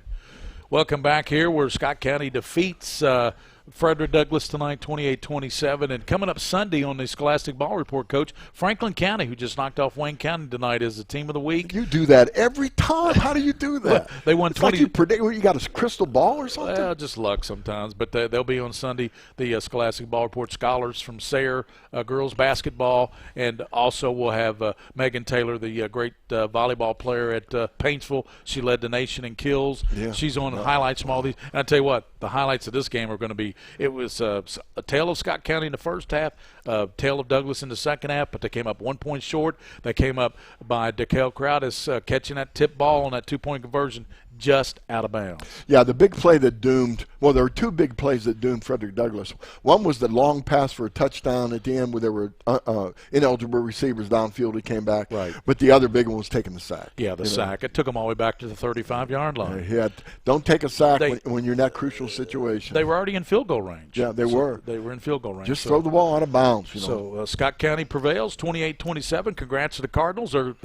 They move on to play Simon Kenton. That'll be next Friday night up at Simon Kenton High School in Independence, Kentucky. That'll be a good ball game. Simon Kenton, a team that's just come out of nowhere, really, Coach. Yeah, they must be. I haven't seen them. They must be really well coached. You're familiar with that area. There are several schools in that area that are doing well. One of the games was Garner and Cooper, right? 20 are to they 19. Close to each other? Yeah, up there? they're real close to each other. They're rivals, Garner and Cooper. They're in the same county, Boone County, and it was 20-19 tonight. 1-point game. Wow. So, but congratulations to all the teams tonight. It was a great night of high school football. By far our best game we did this year. By far. It was a beautiful facility, and both teams fought to the very end. Just super job. And if it is Lexington Catholic and Boyle County, that'll be our Mingua Beef Jerky game of the week next Friday night. All we had to decide on that was Lexington Catholic going to pull. They were at 44-41. It was in the fourth quarter. We do know that. They were leading Belfry. So we don't know the final on that one. So Lexington Catholic, if you got a final, give it call and give it to us if you know Brueggemann or somebody like that. But 28-27 here, Coach. Scott County moves on to the regional final. Really good football game, and I think Scott County, they're the team up north. They're a powerhouse. They know how to play in cold weather. They know how to play in the playoffs. They sure do. They get that ground game going in full steam, don't they? They led 20-7 here at halftime, and they prevailed over Douglas 28-27. For our teammates, William Warfield, a King of Stream. For Mike Meehan, the one and only, this is Gary Ball from Douglas High School, The Farm, 28-27 Scott County. Till next Friday night, so long, everybody.